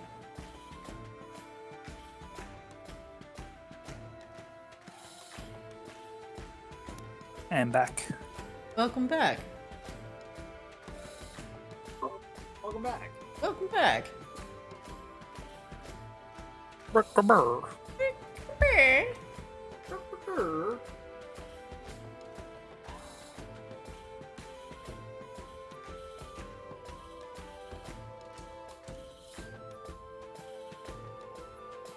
Oh, you know what? I put you guys on the bottom floor. I'm actually gonna put you guys on the second floor. I don't think there's any reason to put you on the bottom floor and make you walk all the way through another loading screen. I'm back. What I'm hearing is that we started from the bottom. Started from the bottom, now we're here. Nice. Oh my god, old tokens. No, we're gonna get rid of those.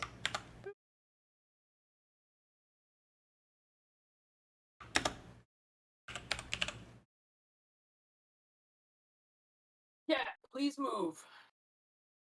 Meow? Ajax sets next to the dead crystal, sets the fist size borealis shard. That's what it's called, right? Yes, Borealis shard. Let's say purple, purple Borealis shard.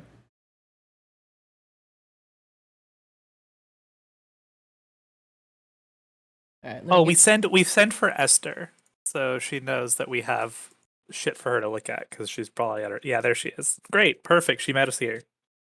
Perfect. Look We're for trying to enter.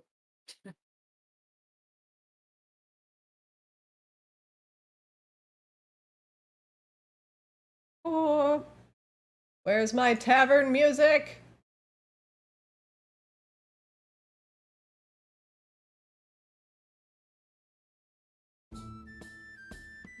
I have provided an updated stuff list. There's In our- so You much keep putting stuff. it in the wrong channel. Uh, Oh, where's it supposed to go? yeah. Player discussion. General is just literally general. Anybody can put stuff in Oh, I see. Okay. Do you want me to repaste it? there. No. Fine. It's fine. It's not any random person to look at our stuff. It seems fine. Whatever. Jeez, wow, whatever. I mean, they can't steal it. How do you know? You're not very good with perception rolls. Ooh, Jesus. Calm down, Drew. Harsh. It's just a game. It's why you have to be made. It's only a game. All right, I put a purple gem next to your blue gem. Nice. You did? Right here. It really does feel like we're trying to gather enough treasure to return. I don't see it. Oh, you don't but I see also that? didn't see your blue gem Here, hold on. when you put it around down originally. I fix. Maybe.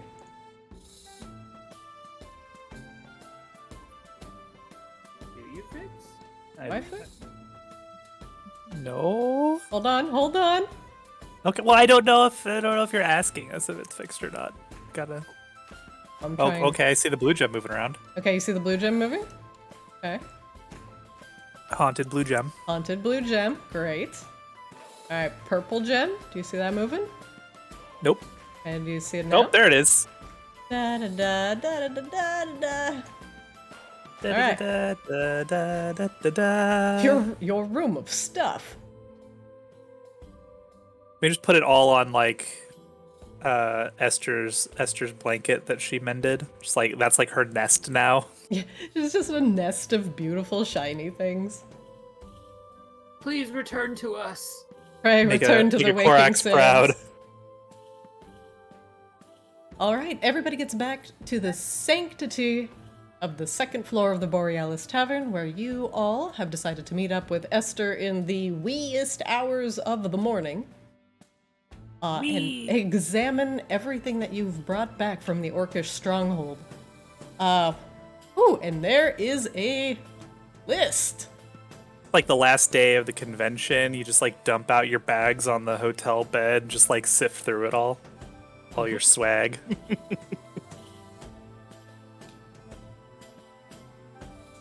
All right. Yeah, but if this were the same thing, then we'd have like brought back the head of David Duchovny as well. Oh, I'll take that. For reasons. I don't want to know. It's just a severed head. I decided to study necromancy later, guys. Moving along. Moving on. Esther blinks tiredly at the cache of treasures that you have brought back. Tiredly should be lighting up with joy right now. You did wake her up in the wee hours of the morning. But She's an owl, she's nocturnal. But you guys made her not nocturnal. Now you're fucking up her sleep cycle again. You made her a day owl, and now you're expecting her to be a night owl. Okay, but look, we brought you glowing gems. Beautiful. What would you... Let's see. I'm gonna look at Esther's character sheet real quick, because I actually don't know if she has the identify spell. But I can look. Ba-da-da-da-da, loading Esther, da-da-da-da-da-da-da. Looking at her character sheet, and she has identify. And she's got a couple spell slots available.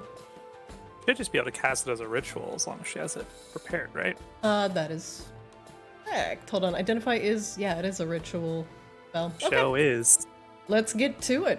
What would you like her to examine first? Let's go down the list. Yep, read it off. Read one, and I Got will Poop give you gem. what it is. Poop gem. Don't know if it's magical. Looking at poop gem. I'm looking at poop gem.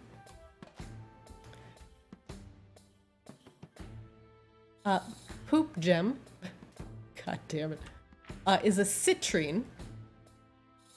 And it is worth Citrine. poop citrine, and it is non-magical.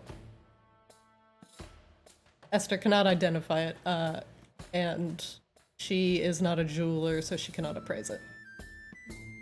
Okay. Okay, poop gem, non-magical citrine. Okay. Fine leather gloves.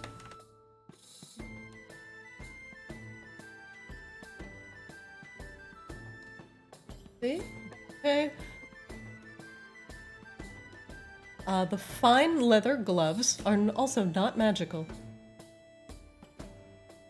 Let's see. If you would like to make this quicker, she has detect magic, I think. Let me look. She does. Yeah, that she would can be... identify the ones that actually are magical. And looking at your notes. Alright, I'm gonna look at the list. Is it in general? Holy shit! The potion is a potion of healing. Yeah. The scroll is of sacred flame. It is something that Akashaba could potentially teach anyone to cast. As we discussed in the home rules of scrolls. What's up? Nick, do you want to update, like, just edit the list as we go through this? Yeah, that's probably good. Oh, yeah, I'm doing it on a separate document. Oh, okay, cool. Fancy bag. I think we know what fancy bag is, but is a magical bag of holding. The crime sacks are non-magical. The crime crates are extremely magical. oh.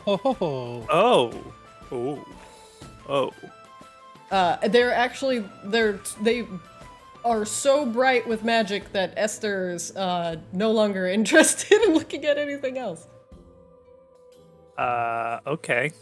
All She's right, very well, distracted by the crime crates. Okay, well, we'll How- get back to those. We still need to do what we're doing. And then the valuable stuff that was in, like, the valuable crates. The staff, silk robe, short sword. The staff is non-magical. Let's see. Wait, the staff is non-magical? That's weird. Non-magical. Silk robe is non-magical. The short sword is not magical.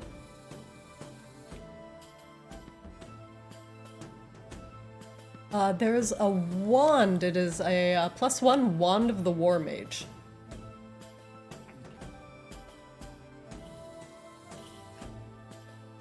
The 2 wooden boxes are non-magical. What we need to open those probably. Flix, do you want to open those and see what's inside? Sure.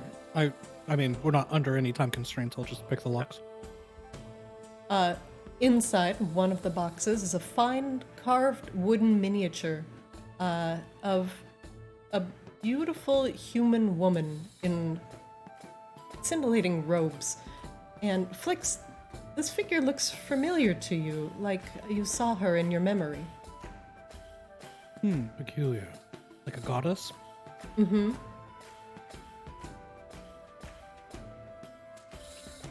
But And the not other? magical. Non-magical, no. In the other wooden box is another carved wooden miniature. And again, this looks like... this one is made of, like, carved birch wood. It is a beautiful, almost pale white color. And the woman that is being depicted in the carving is the short-haired woman you also saw in your memory.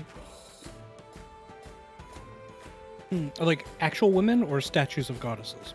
Okay. In the they are memory, both. the memory, Yeah, the the vision memory that I that you had. had, yeah, the vision, yeah. They're the ascended or whatever. Yes, Right. they are figures of those people. So then we got the wand. We got identifying the gauntlets, the fine gauntlets. The gauntlets. Oh, yes. Okay, 1 second.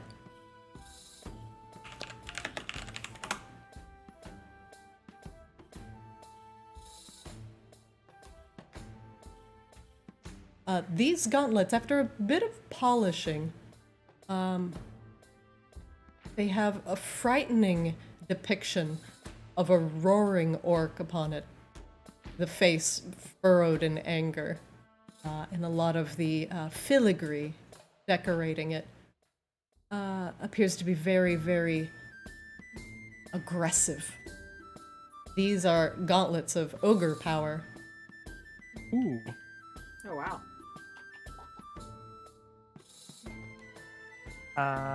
Right. So you got the wooden tower, small wooden tower sculpture. That's next, yes. That is also non-magical. Okay, we got the inlaid silver runed hand crossbow. If that's not magical, I will be very shocked. It's just pretty, man.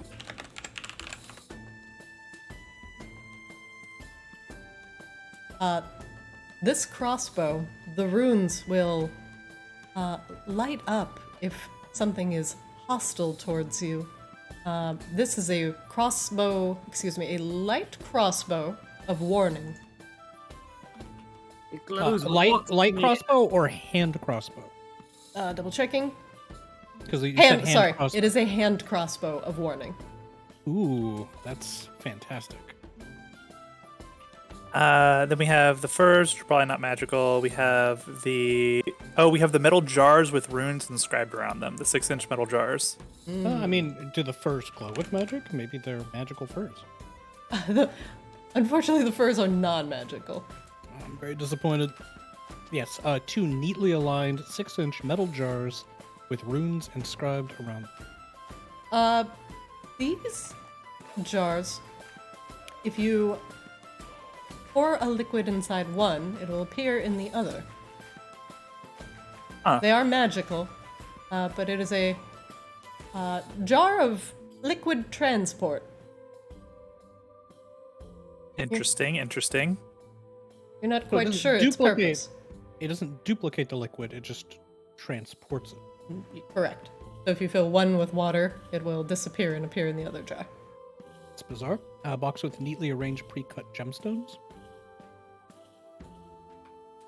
Ding. These are non-magical. A fine, well taken care of chain shirt. Yes. Yes! One moment. Yes. I'm getting uncomfortable now. I mean, you should always be uncomfortable in games with me, because you never know Fair. what's gonna happen.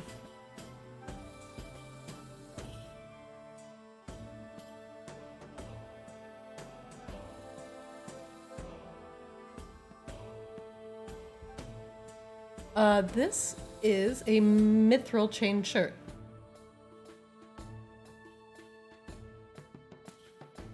Mithril, it does not impose a dexterity disadvantage if it has a strength roll. Chain shirts never do. Is it meant to be chainmail and not a chain shirt?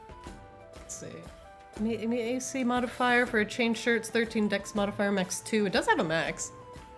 Let's see. So It's. I think it's the like. Well, I don't know. But it never imposes a disadvantage on stealth.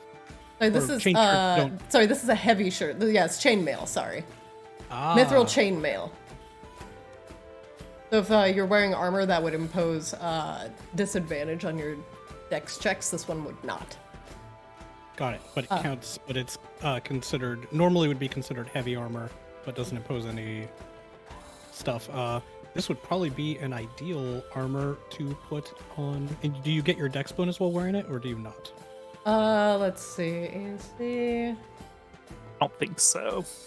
Probably not if it is chainmail. Yeah, it doesn't. It doesn't say anything about it. All right. So I just think, you can stealth in it, basically. well, most importantly, we can just slap it on Exhiba. Can Yeah. actually wear heavy armor. He can. I have Great. minus dex bonus, so you know. Oh yeah, so it doesn't matter. Correct. But now you can wait. stealth. His armor, light and medium armor. That is, so you actually cannot wear this. Oh, Well, really? normally you wouldn't be able to wear it, but because it's mithril, shouldn't he be able to wear it?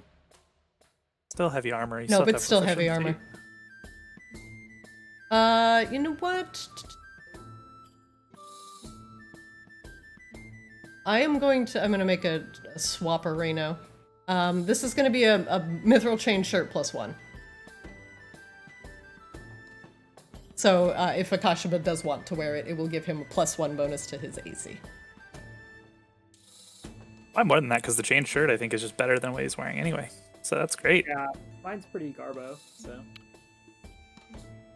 All right, it would give Ekshiba a base armor class of, let's see, 14 plus a shield, -1. Oh, pull the shield out. The orc shield. Oh yeah, orc shield. I forgot to write that down. The orc shield is non-magical. Well, it's still evidence. And last but certainly not least, the borealis shard. I assume that's magical. Jesus Christ, it's magical. More magical or the same magical as what's in the crates? More magical. By leaps and bounds.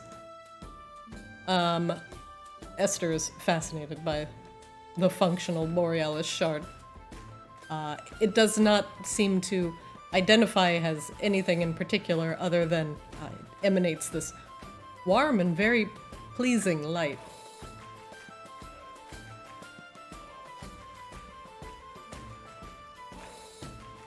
So do you want to do something with these crates, Flix? They're 300 gold a pop if we return them. I'm afraid we have no choice but to open at least one of them and find out what's being moved. We have no choice. None My whatsoever. curiosity. I wasn't curious before, now I'm extremely curious. It can't be helped. Now, he was careful to warn me not to open the crate. So, just in the event that there's some follow-on effect, I should probably leave the room. But I demand to know what was in it. Wait, why are you going to leave the room? Why? What? What if it leaves some sort of residue that he can detect? What if it's an explosive? What? What? What? Indeed. I've got questions. All right. Just open it. And which one looks the most interesting, Esther? Oh God! Wow, they really all glow with a. Wow, that one. She points at prime crate number 2. Sorry, Ajax, I didn't catch that. I was just chuckling. They all appear to be coming out with the same energy signature. They all seem to be very alike. Yeah. She'd be able to. Oh, that was really cute, though. Yeah, it was very Esther. She'd be able to tell us what school of magic they are, if you can determine what that would be. Oh, the ward around this is there is some sort of protective ward around these crates. It's emanating a very, very strong magical signature. Oh, so the crates, that might actually be some sort of trap then, not the contents. I surmise that to possibly be the case, yes.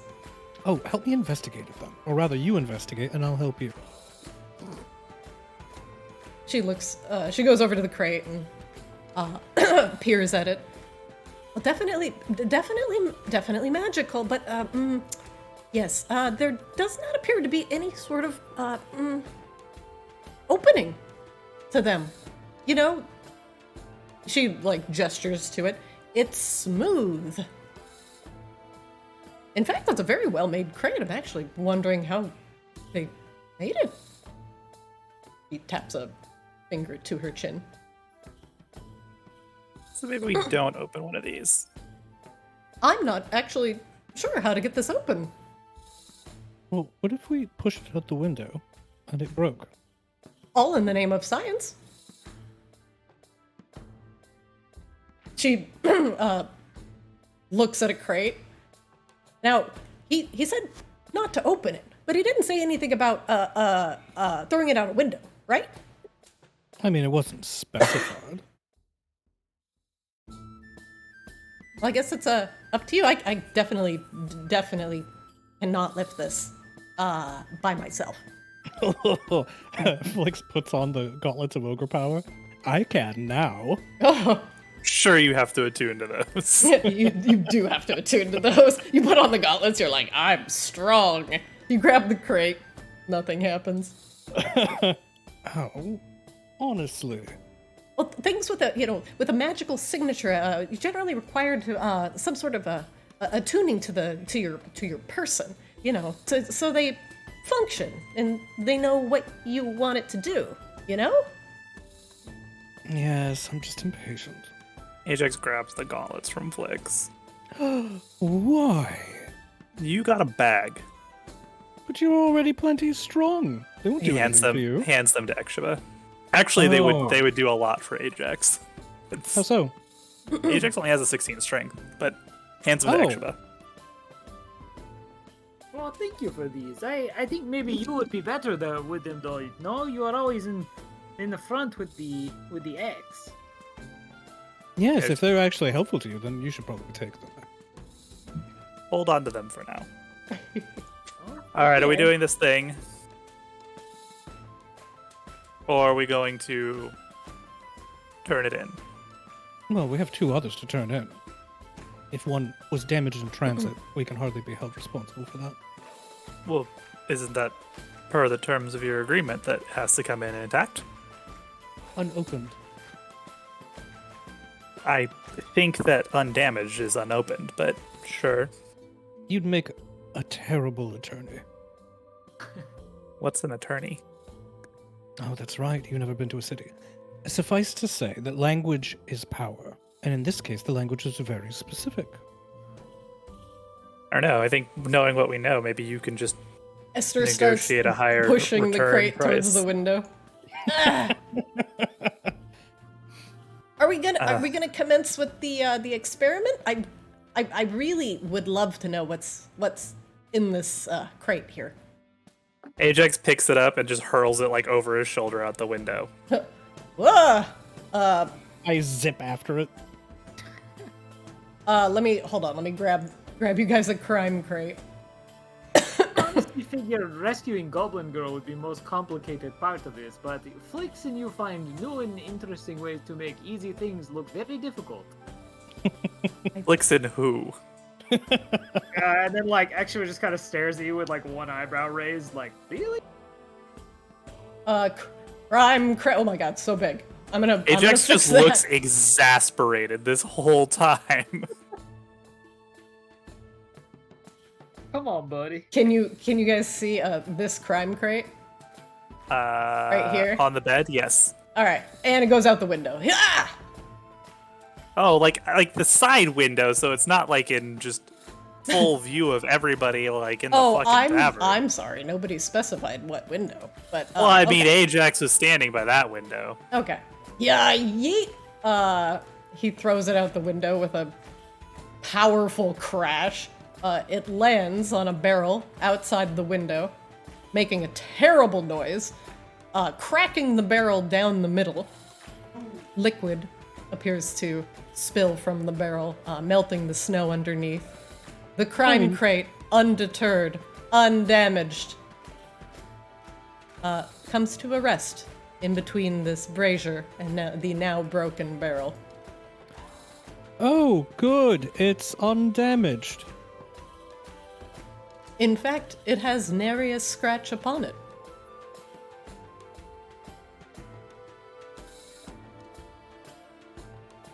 Can I lift it? I have 8 strength, but maybe that's enough. Strength make you can make a strength check for me. Athletics? Yeah. Athleticize, squat, Yes. lift. You ain't lifting shit. Yeah, I strained to With lift your it. legs, Flix. I fly. I don't pick things up using the ground. That's vulgar. Your powers of flight seem to be insufficient to lift this crate. Perhaps your fey fancy isn't strong enough. Ajax will trot down to the first floor to go pick it back up. I'm gonna take Ajax here. I'm gonna shove him out a window. Hey, yeah. Great. Ajax picks it up. Exuba looks at Esther. Oh, this is what I'm talking about, though. This is just classic them. I wouldn't be surprised if, he peers out the window. If they just tried to break it from here, I'm kind of curious what happens, but, if it does end up exploding, at least it's, out of the room. Ajax is not going to be trying to break it open after somebody mentioned it could explode. That's not a thing. Ajax picks it up and he carries it back inside. You've retrieved the crime crate. Sets it down through the window. Sets it down. Esther, if you want to open it, you break it open. Actually, or Flicks. She lands on top of it, peering at it. She might know Dispel Magic, actually. I'm thinking. I am thinking. Well, I don't know how to do it. We could try to do it manually. I could probably, summon the bot and see if, perhaps we could melt our way through it or shock our way through it. Isn't there just like an incredibly powerful gem over there? Like maybe we go play with that for now. He picks up the gem and comes back over to the crate and Not what I meant. bonks them together. Not what I meant. Ajax doesn't know any better, but definitely not what Drew meant. If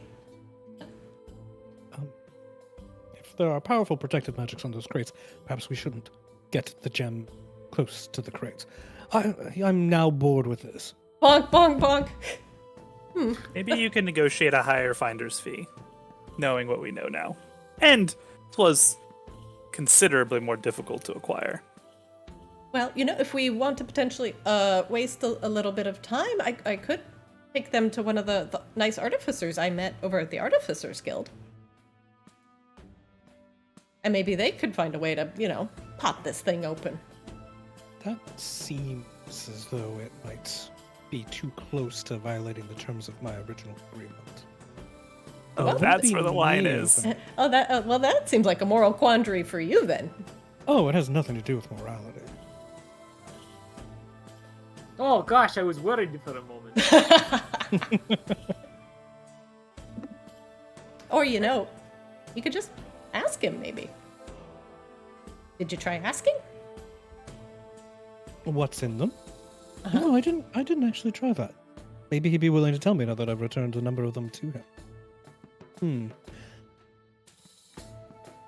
Well, another matter for tomorrow. Perhaps we should get some rest for now.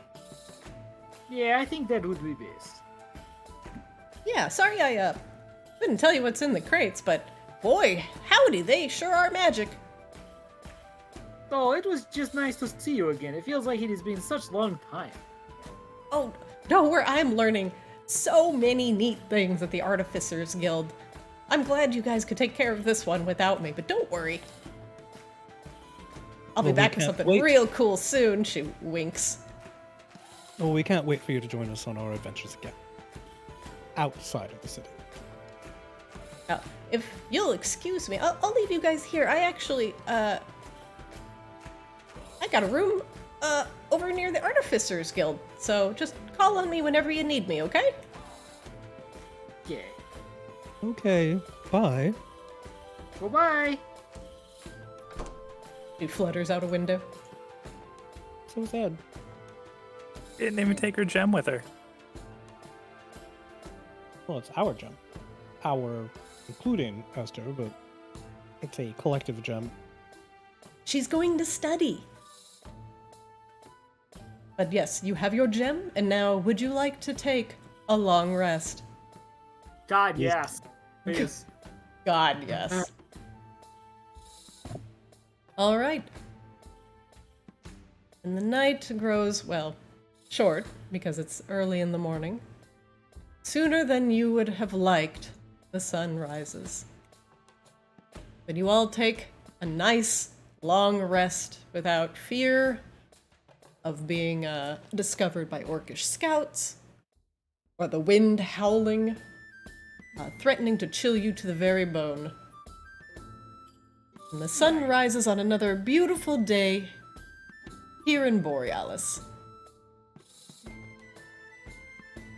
Alex, do you maybe want to keep the gem on you in your fancy bag? I'd be delighted to. Are you sure that that's safe? We don't know what the magics of the gem, how the magics of the gem will interact with the magics of the bag. Ajax sighs, of course I don't know if it's safe. What were you asking? Well, let's try it. He grabs it and tosses it into the bag. Make an Arcana check for me.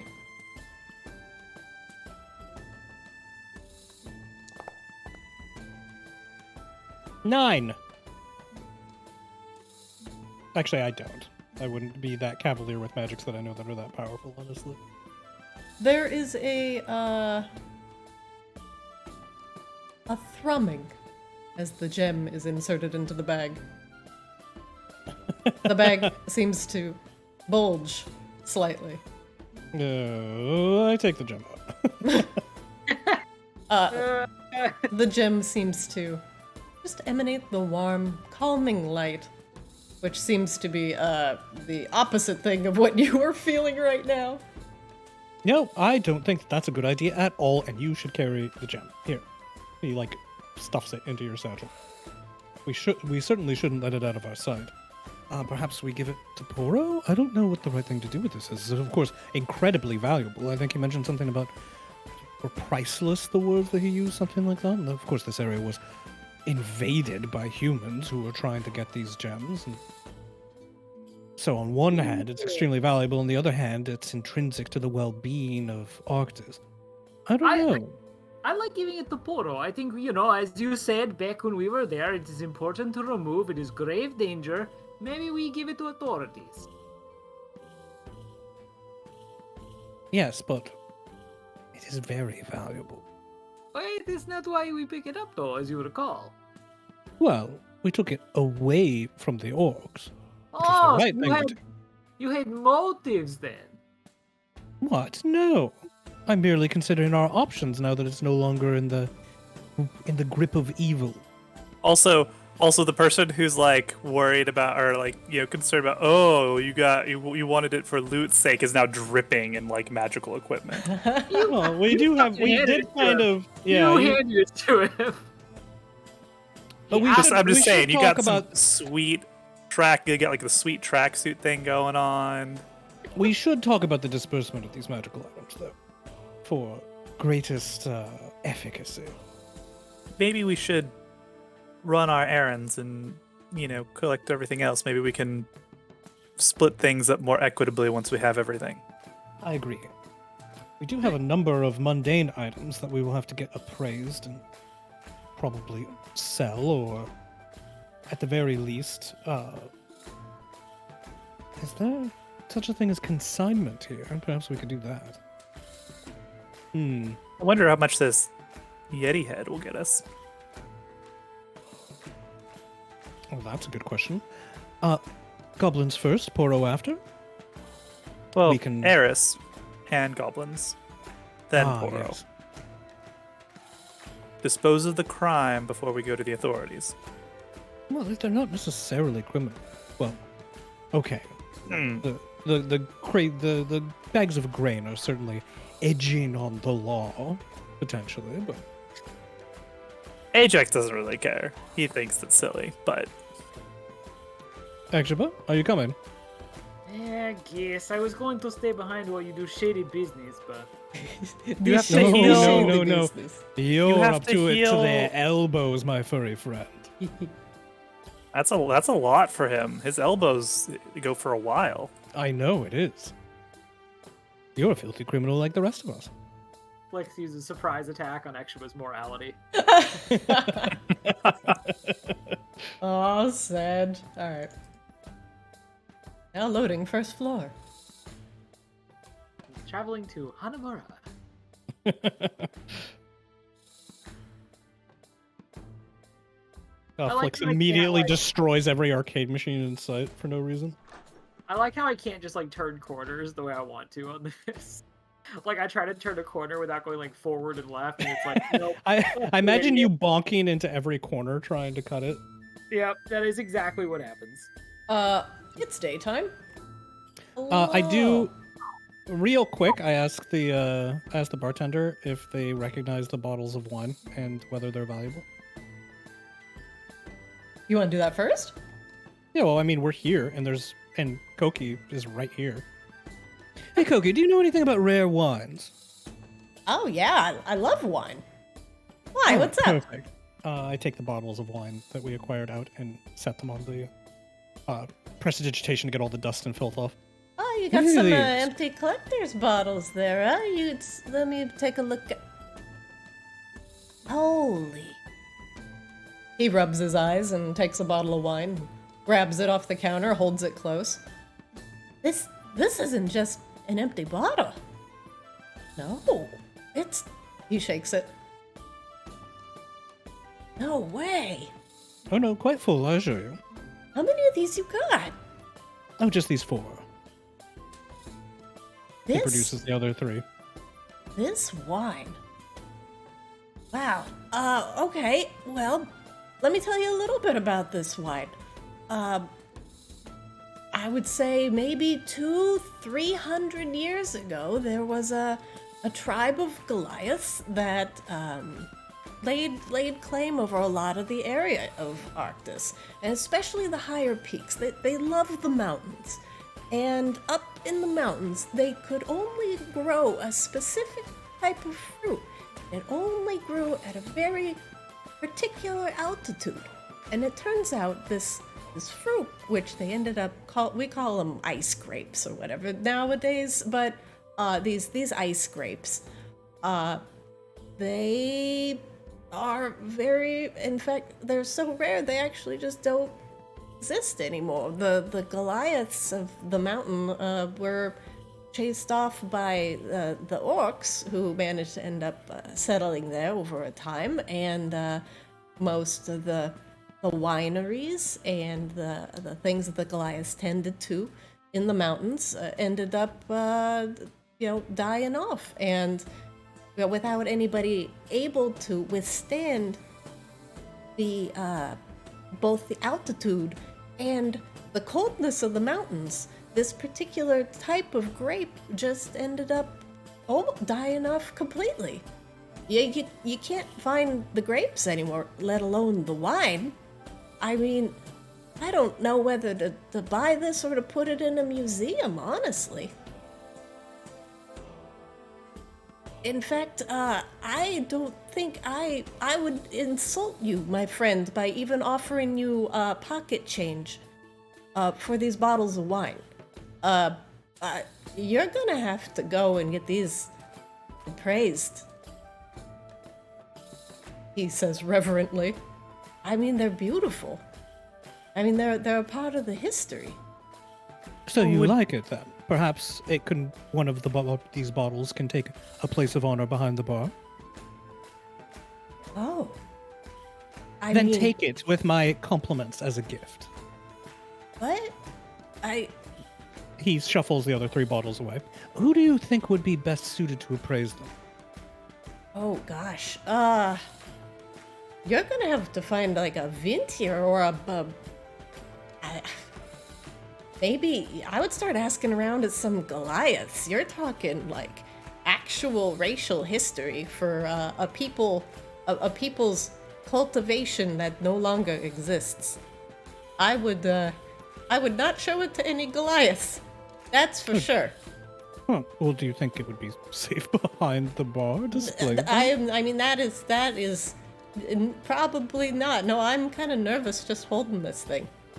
I suppose then my gift, though well-intentioned, was ill-conceived. I mean, I'm flattered. I'm absolutely flattered you would even consider putting this behind the bar, but I mean, I wouldn't even be able to sell it, let alone open it. It's like Oh, it was never intended to be sold here. I meant, as a piece of borealis history, displayed proudly, not to be dispersed into glasses. You know what? Here, hold on. Let me go get Barnaby. The bee? Bonnie Jones. Well, this is an exciting turn of events. I certainly wasn't expecting wine to stir up this kind of interest. Barnaby, Koki, and this old satyr here. I'll begin discussing quietly amongst themselves. The satyr turns to you and nods at both Koki and Barnaby. And the old satyr gets up and begins walking towards you.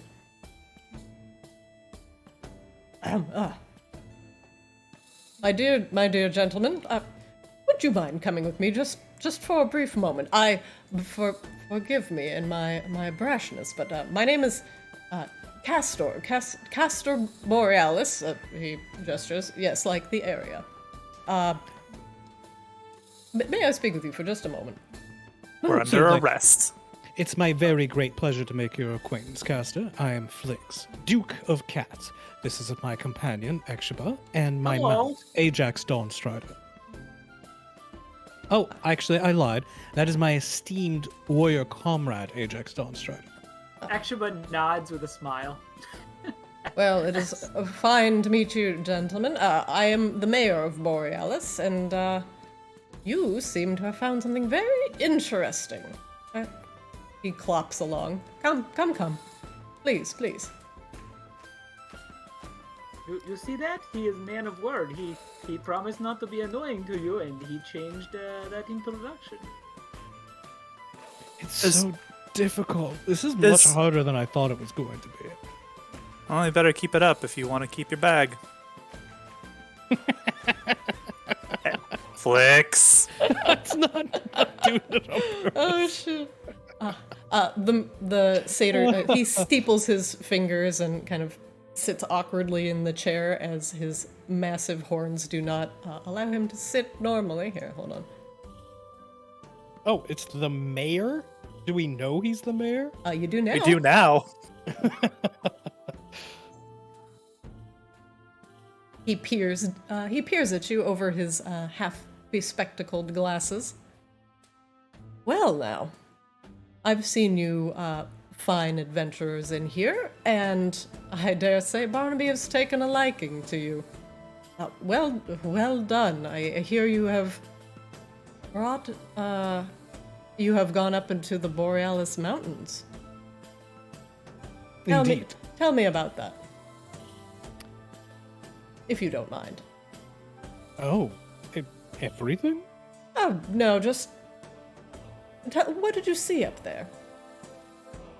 Oh, well... Jax pulls around the fucking head of the Krampus. Well, this... Oh! He is taken aback. Well, that, it had a very... Exhiba cuts Flix off. We also drowned a poor owlbear. You don't know anything about an owlbear drowning. Out of character. Flix hinted at it pretty heavily. I gotta turn down that light. It's real bright. There we go. Flix has hinted at disposing of the owlbear. He was never particularly explicit about exactly how he went about doing that, though. Pretty sure in character you mentioned lowering it into the water, but okay, sure. Like, I can at least infer reasonably. Yeah, you can refer that I murdered an owlbear. So fine. Going again, we murdered innocent owlbear. Well, no owlbears are innocent to begin with, and it wasn't murder if the owlbear jumped to its own death. Regardless. Jumped? Well, that seems like a moral quandary that you both should settle amongst yourselves, but tell me. Indeed. What did you see up top the mountain? I know there was significant danger to you and your persons. Indeed. Well, let me see if I can recount our adventures succinctly. We've encountered a network of caves, within which were large inert borealis shards, as well as one very large purple active borealis shard, which led me to a vision. That vision included, I describe all the individuals, and most recently, we encountered a number of orcs that had occupied an abandoned hunting lodge. We presumed that the lodge belonged to humans or some such, but it seems as though that lodge belonged to some sort of Goliath based on this wine. He places one of the bottles of wine. But more importantly, quickly. He digs around in his bag and pulls out the figurines. These figurines are the same people that appeared in that vision. He pushes them across the table to Mayor Castor. In addition, there were hot springs there. Let's see. A number of old abandoned weapons. That thing, he indicates the Krampus. And a large skull, an enormous skull, larger than the largest giant that I've ever heard of. But vaguely humanoid and melded with the stone. And he stops short. He's not sure if he should mention the active borealis shard to Mayor Castor Borealis. The mayor is listening to you, nodding, his eyes rapt. He is... And of course, the entire place was positively dripping with orcs. You fine adventurers have not only braved the mountains of Borealis, but the orcs that have plagued our area for a significant period of time. I, for one, commend you on your bravery, and two, how long have you been in Arctis? Like a week? Yeah, it does seem about a week. Oh, Ajax Perhaps pulls out the shield as well and lays it on the table. Oh, They that... bear this mark. I recognize it from the south. The mayor frowns. This mark, I didn't think I'd see this again in days, but this is the mark of, well, he is an ascended, and those that revered him tend to wear this mark. Oh, half Goliath, half orc, yes? How? Oh, Tall fellow, sort of a burnished reddish skin, glinting gray eyes. yes, yes. His name is Forgruk, Heightened Shield, and he is both of Goliath and orc blood.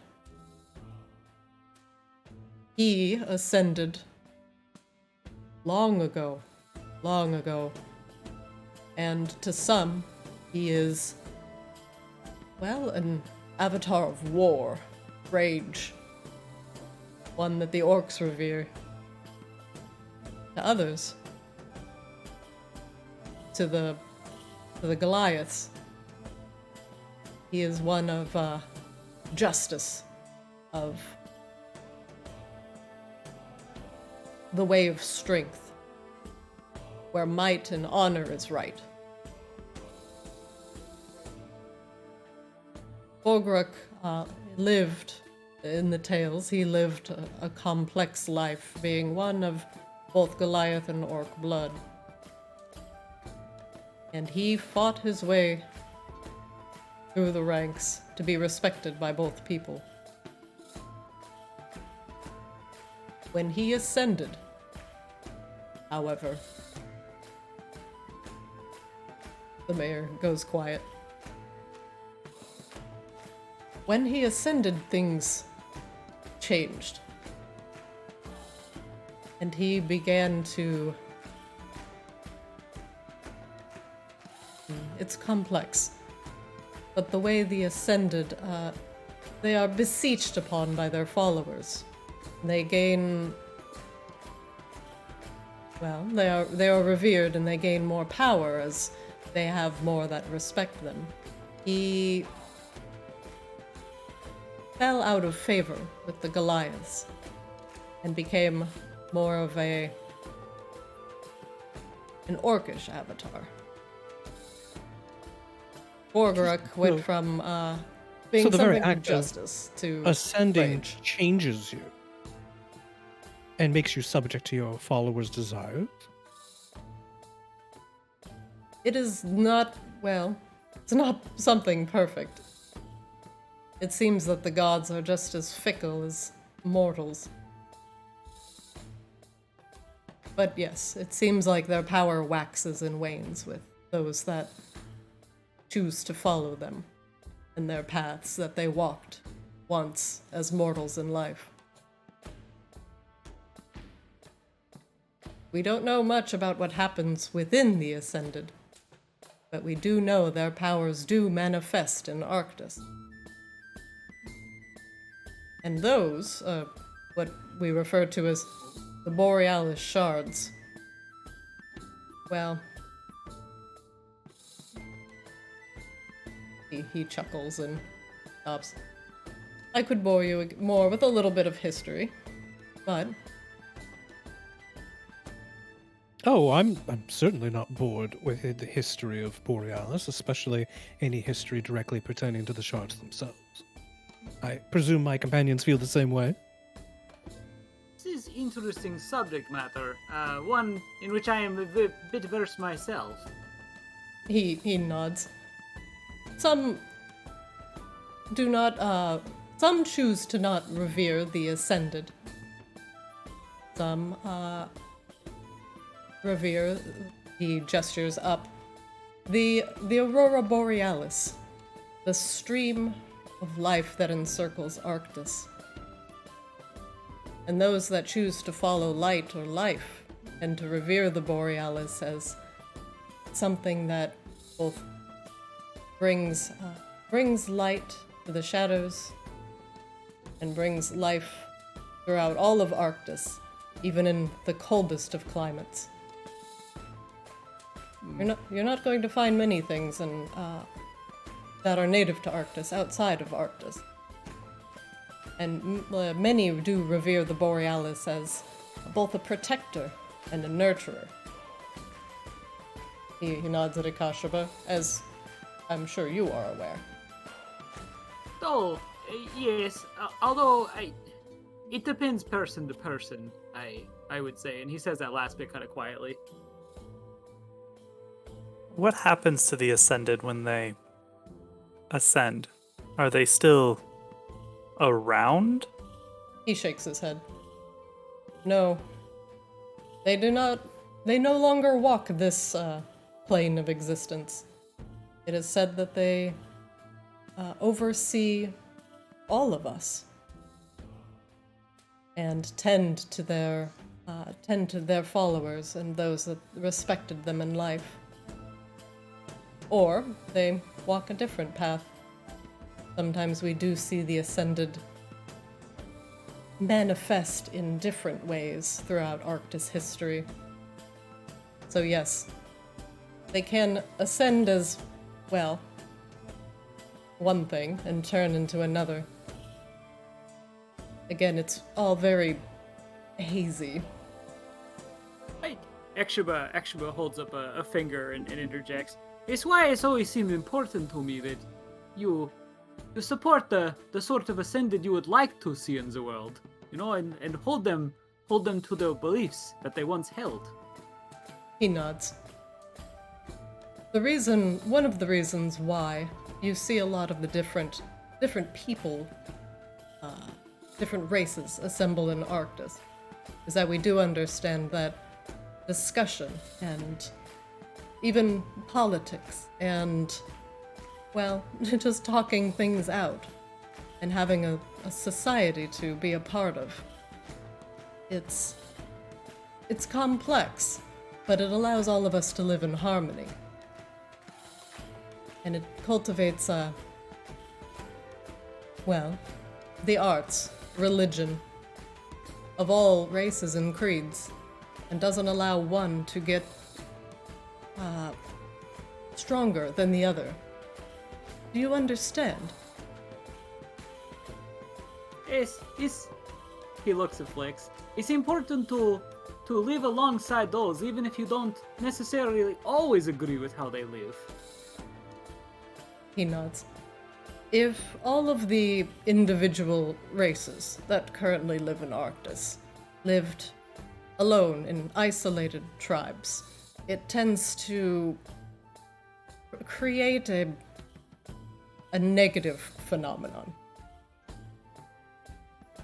One where the Ascended, he kind of grimaces. Again, it is very complicated, but by sharing ideas and ideals, and being more of a conglomerate as opposed to a individual tribes of people only thinking one way and believing one way does not allow a single ascended to become the most powerful. He now looks down at the Borean shard. It happened only once in Arctis history, where all the people shared one similar mindset and revered a single ascended.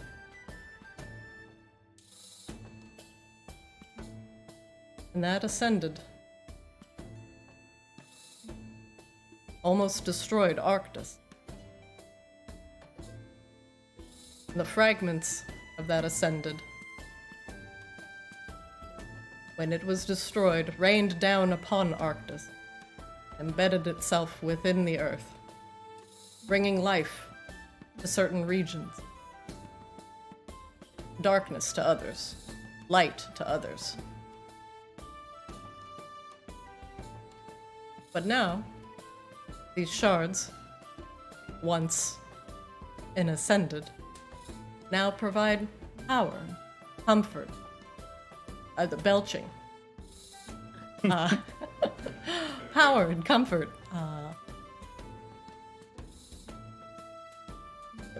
to all of Arctis. He gestures to the lights in the room. He gestures to like the stove.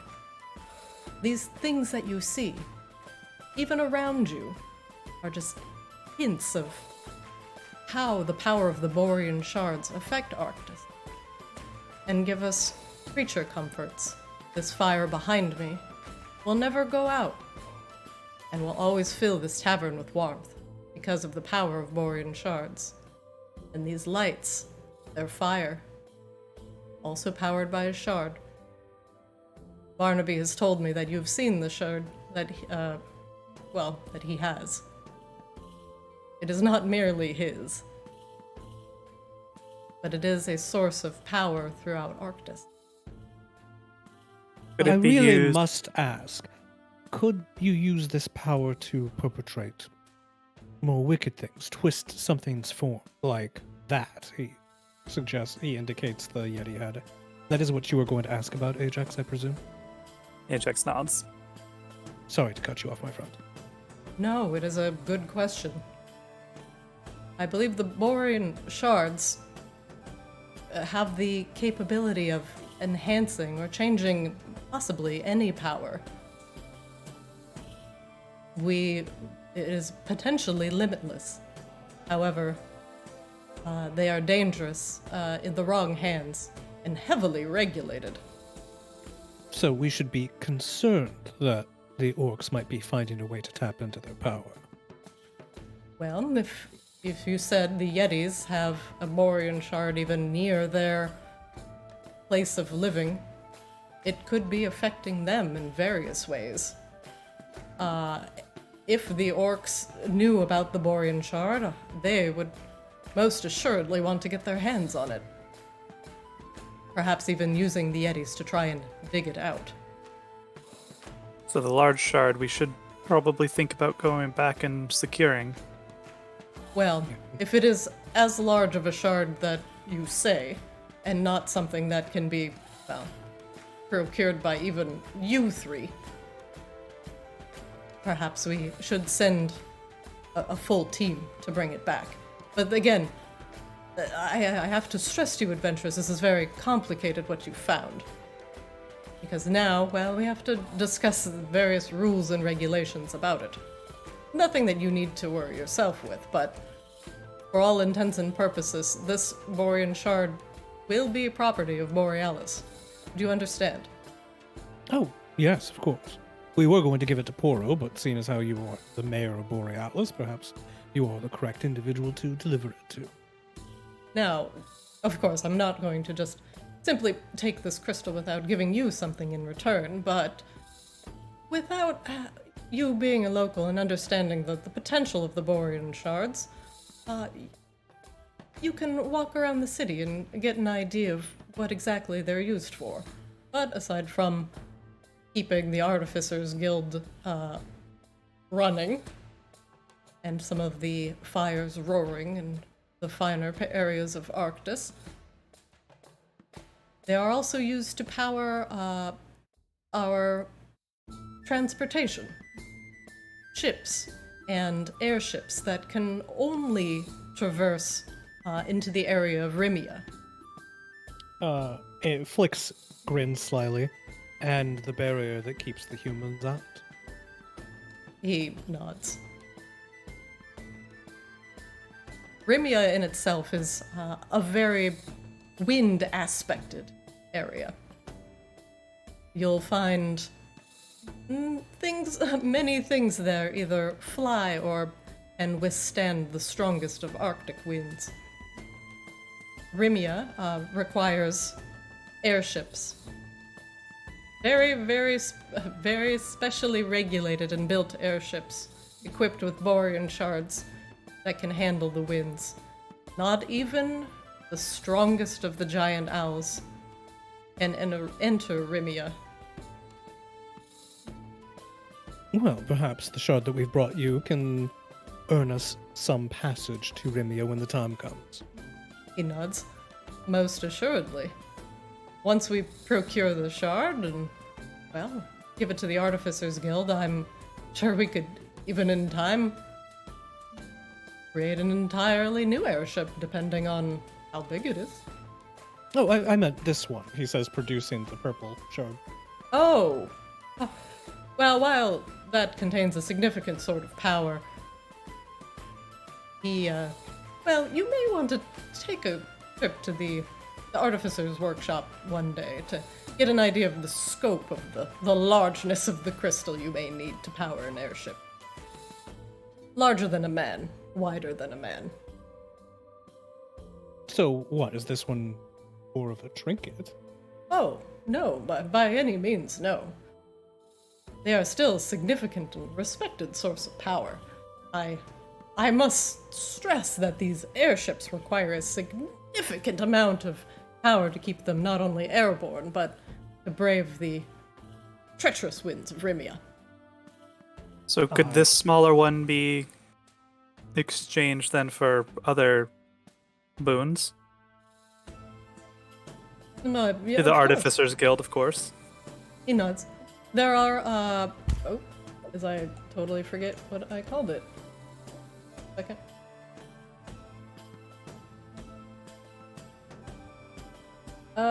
Where did it go? Sorry, 1 second.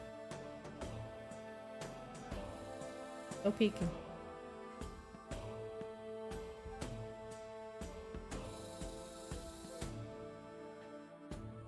Okay, sorry, I forgot.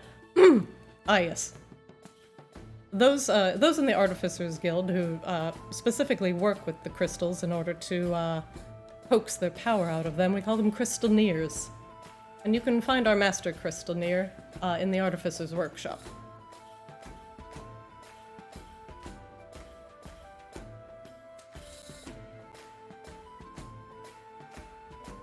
His name is Lou. Lou. Okay. Well, what about is any of this rest of this of interest to you? It was the wine that seemed to catch your attention, but what should we do with these things that have significance to this place? Well, he looks down at the wine, handles it. It would be rude of me to simply ask you to give these up as treasures of Borealis.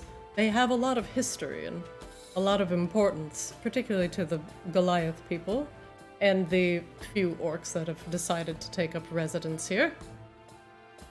Besides, we do have a museum if you wish to donate one of these in order to share the culture and the memory of this particular vintage. However, that you have multiple bottles of this, he thinks. What is it you wish, adventurers? What can I do for you? Oh, I haven't the foggiest, actually. I'm sure that we could think of something in time. I mean, things that allow us to continue our work, supplies, access to items that would continue to sponsor our adventures is always valuable. He nods. Now, I can't speak for the individual shopkeepers of Borealis, but it is something I can discuss with them, perhaps. Again, I don't want to insult you by merely insinuating some sort of discount, and I, again, can't speak for them and how they run their business, but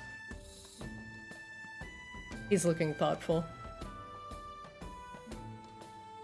I'll tell you what, since we may not be able to come to an accord this instant, perhaps that is something that we can discuss at a later time, and we can call it a favor. And we will keep all the bottles in the museum for all to see. And if you wish at any time to take them back, I feel that it is your right, as you found them. Oh, that seems completely reasonable to me. It's very After all, if I hadn't picked them up on a whim, we would have left them behind. Nuts. I hope the small bit of insight into the Borealis history was helpful. And again, I understand that the concept of the Ascended and those that become like gods and do good things within Arctis is complicated.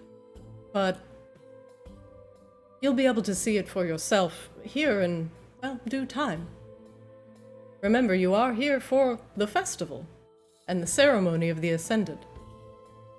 And you will be able to see one go from his mortal shell and become as a god. He nods. Truly, we live in a blessed generation. Indeed.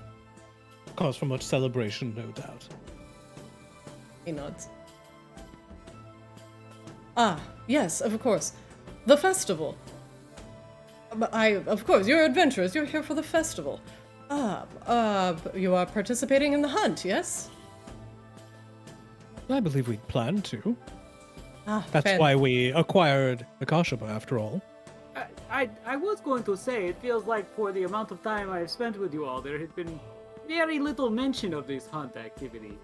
Well, we do still get distracted by other more interesting things in the meantime. And here I am toddling about Arctis history you may not even particularly care about. You have other things to worry about, like glory and performing well in the hunt. And then seeing the Ascended and taking in the sights, yes? I think it is good because they are not from Arctis, so it would giving them that background could be very important. Who knows? It is true. And perhaps, if you wish to learn more about those that have ascended in the times before and what they believed in as mortals, you can take a trip to one of our many temples or even one of our libraries. And with the respect and appreciation, Mayor Borealis, I think we've become very interested in Borealan history indeed. Well, if you keep finding these shards, we will have a very, very interesting relationship going forward. Well, with that, I believe we have business with Poro as well as a few other individuals around town. But I guess we will leave this wine with you. Do you want the figurines as well? Are they indicative of anything special? He Indeed. looks down. These at were them. the other Ascended that were meeting with Toruk. Is that what was his name? Forgruk. Forgruk. Torgruk. Forgruk. Forgruk. Oh, Forgruk. We need to write their names down somewhere. There's literally a note section. I have them written down. If Forge, go to the notes. Here, I will show. actually, no, I won't show. Oh, it was minimized. I thought. Okay. Never mind. Yeah, if you go to journal entries, like the tab up Yeah, at the top right. I thought there was just nothing in it. Oh, yeah. The I folders. hadn't. Ah! Is Oh, for, I got his. for I got his colors all wrong. Oh wow, Hey, you're close. that's a daddy orc right there. Zaddy orc. Castor picks up one of the. Get a load of those lats. He picks up one of the wooden dolls. Ah, this one. This one is of Tessa Pocanus. She was a powerful mage. Was that the one that I saw arguing with Forgrok? What she looked like? He describes her. She was a beauty. And human, which is curious. He shakes his head. No, An elf? he nods. Sorry, can you spell Okay. her name, Christina? It should be Tess- in the. Oh wait, can you not see? It's in the top left corner. Tessa Polcanus. Of the picture? Yeah, it doesn't show for us. Oh, it doesn't show. Okay. Tessa, Tessa, and Polcanis.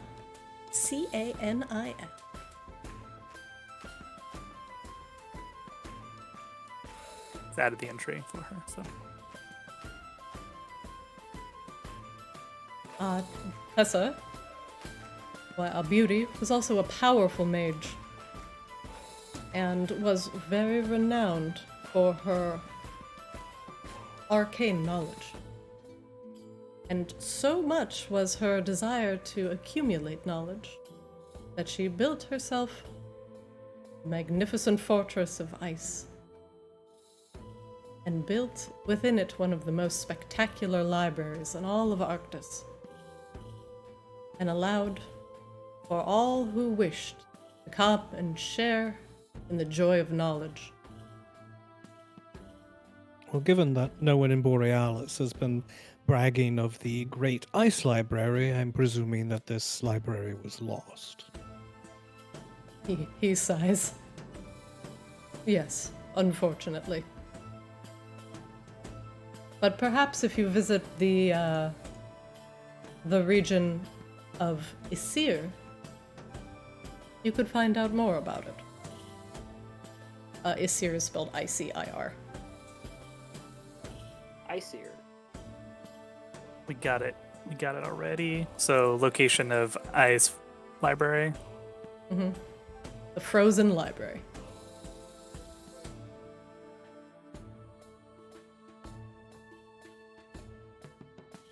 This other figurine. He frowns a little bit. So Tessa was the one in the scintillating robes, and the birch figurine is the other one that he's looking at now, correct? Yes. Now this one, he chuckles. A contested figure for many. This one is named Beatrice, and they often called her the Porcelain. She was a paragon of what we call now the Diamond People, and what is commonly referred to as changelings.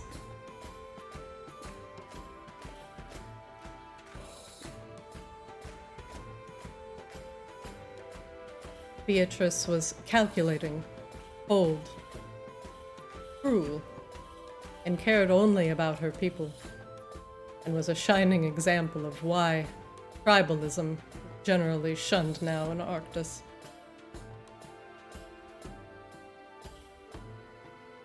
The Diamond People still live on within Arctis, and thanks to Beatrice, whether we like it or not, we have a powerful, thriving city located within the region of Auralia. Auralia is a region of eternal light. And this Ooh, is where that sounds unpleasant. the diamond people find their home. There's an entire city within the region of Auralia that is home to what you refer to as changelings. We call it the City of Mirrors.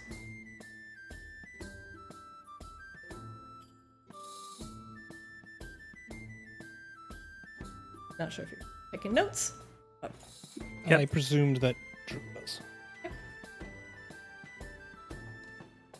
generally, I do not advise going to the City of Mirrors. It is well, as you can imagine, a city that is only populated by changelings is a curious place where your perception of people can change no matter where you look. In fact, you could find yourself looking back at yourself if you're not too careful. Hence why they call it the City of Mirrors. Flicks, you could have 2 Flickses. Oh, darling, you all can barely handle one. Actually, I actually does laugh at that. They've created a very interesting society there. That Perhaps sounds it's fascinating. a story for another time. Indeed. So, I suppose my question is, are these figurines, so should these also be in the museum? Are they curiosities? These are more what you would consider, in some cultures, a religious icon, or he looks at Akashaba. Oh, what would you call it? What you carry around to show your fealty to a particular deity. Like a symbol of holiness? Ah, yes. Generally, depends their followers would carry something like this around. It depends on the person. It's like amulet, holy symbol. There are many options. It does not matter so much as long as it is imbued with the power of your faith. He nods. These inherently would have little value, but perhaps some value to those that follow these particular ascended. The Beatrice one, you're probably not going to find. He hands it back to you. The Tessa one would be more of a collectible, as she's seen as a more revered figure. I think I might know someone who would like the Beatrice figure, though. Perhaps.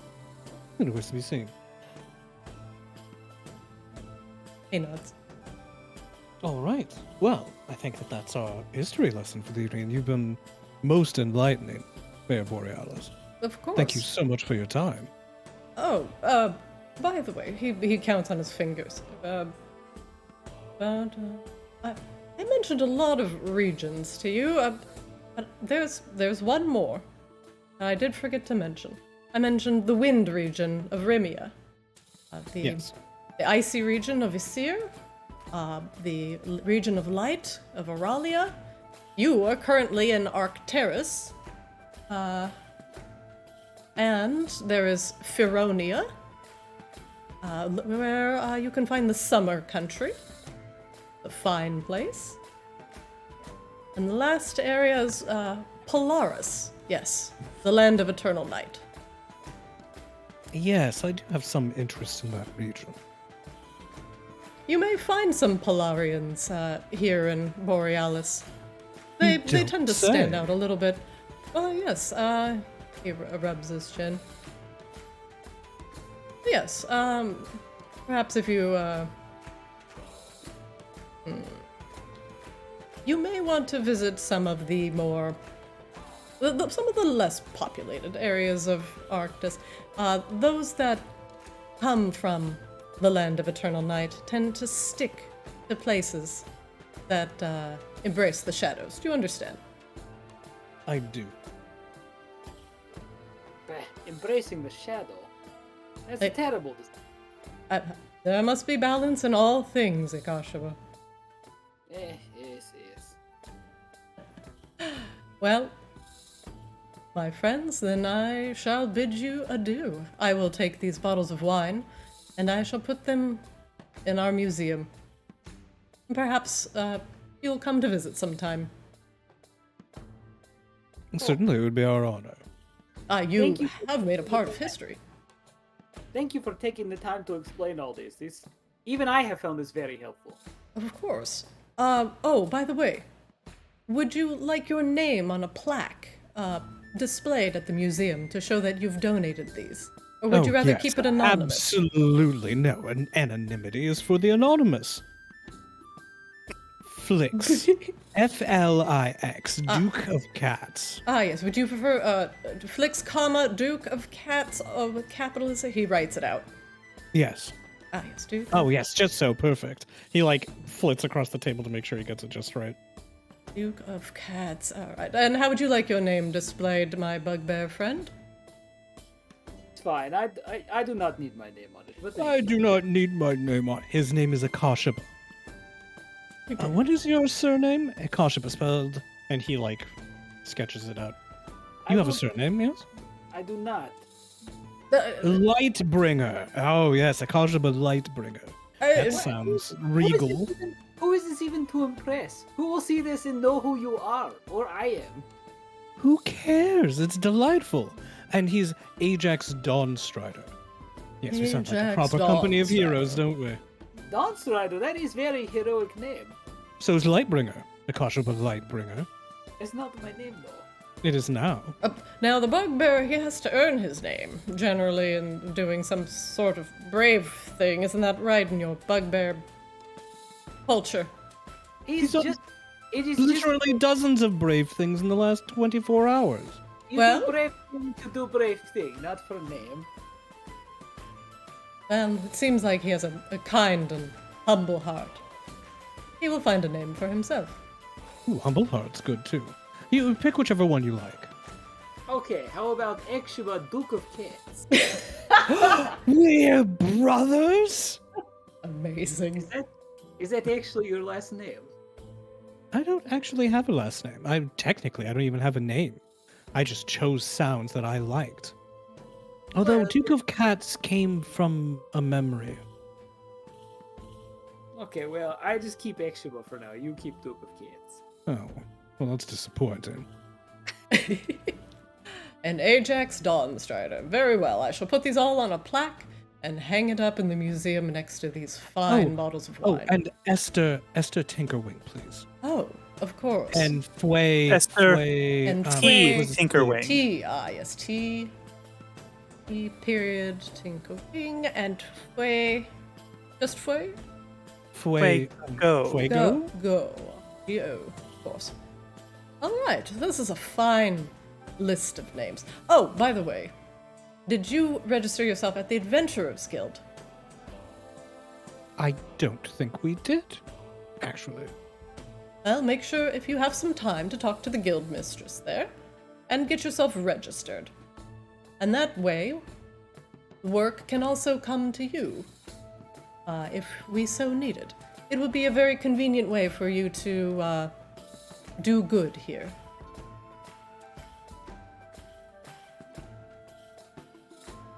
That sounds most useful. Wonderful. He stands up. It has been a pleasure speaking with you all. But please excuse me, I will get these to the museum post haste. Cool. Thank you. Take That good was- care of them, Barnaby. Oh, That was delightful. We learned so many things. And the mayor of Borealis owes us a favor. Should we complete our other errands then? Because also Poro still owes us payment for the Yetis from last time. He said he was going to go source the reward. Indeed. Do remind me to mutilate the next orcs that we kill. We really should be getting paid for them. All this murdering that we're doing after all. so much orc-man.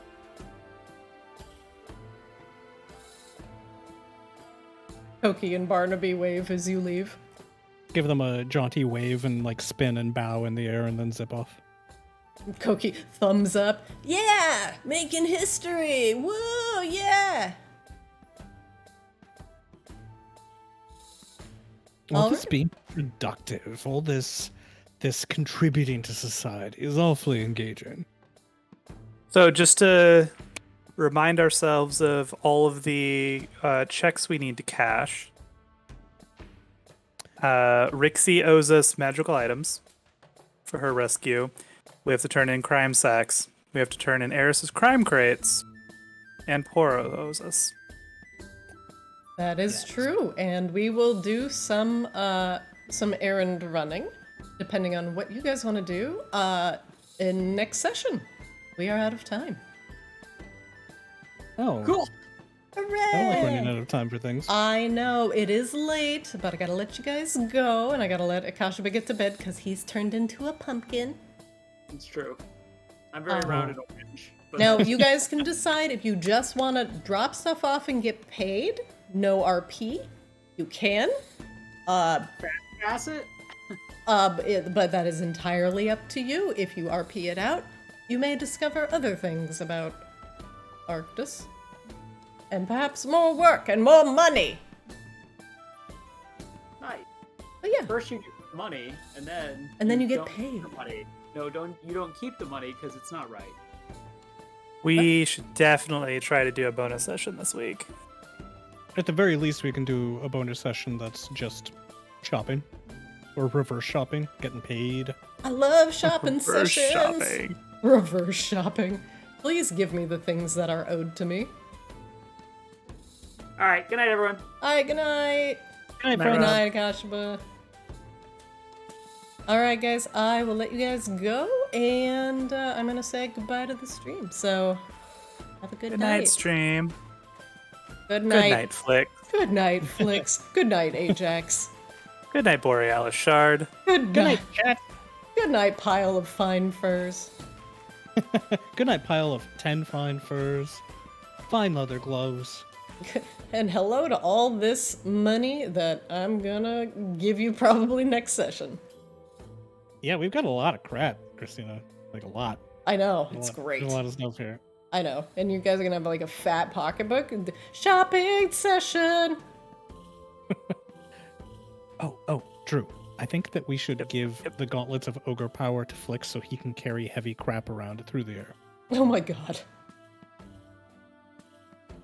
I'll wait for Christina to turn off the stream. Okay, I'm gonna say bye to stream. I'll be right back. Alright, they can't hear me anymore, but you guys can. Hi! Thanks for showing up today. These guys have a lot of stuff to do, and they have some money to get and things to procure. But they learned a little bit more about Arctis history. And I hope you guys will join us for next session. Oh my gosh, I cannot believe we were like, what, 10 sessions deep into this already? But they're doing great, and I hope you guys join for some more. Arctis, we play every Wednesday from 7 to 10 Pacific, right here. We were a little late today, but I think otherwise everything went super duper well. Thank you guys for joining me, and I will see you next time.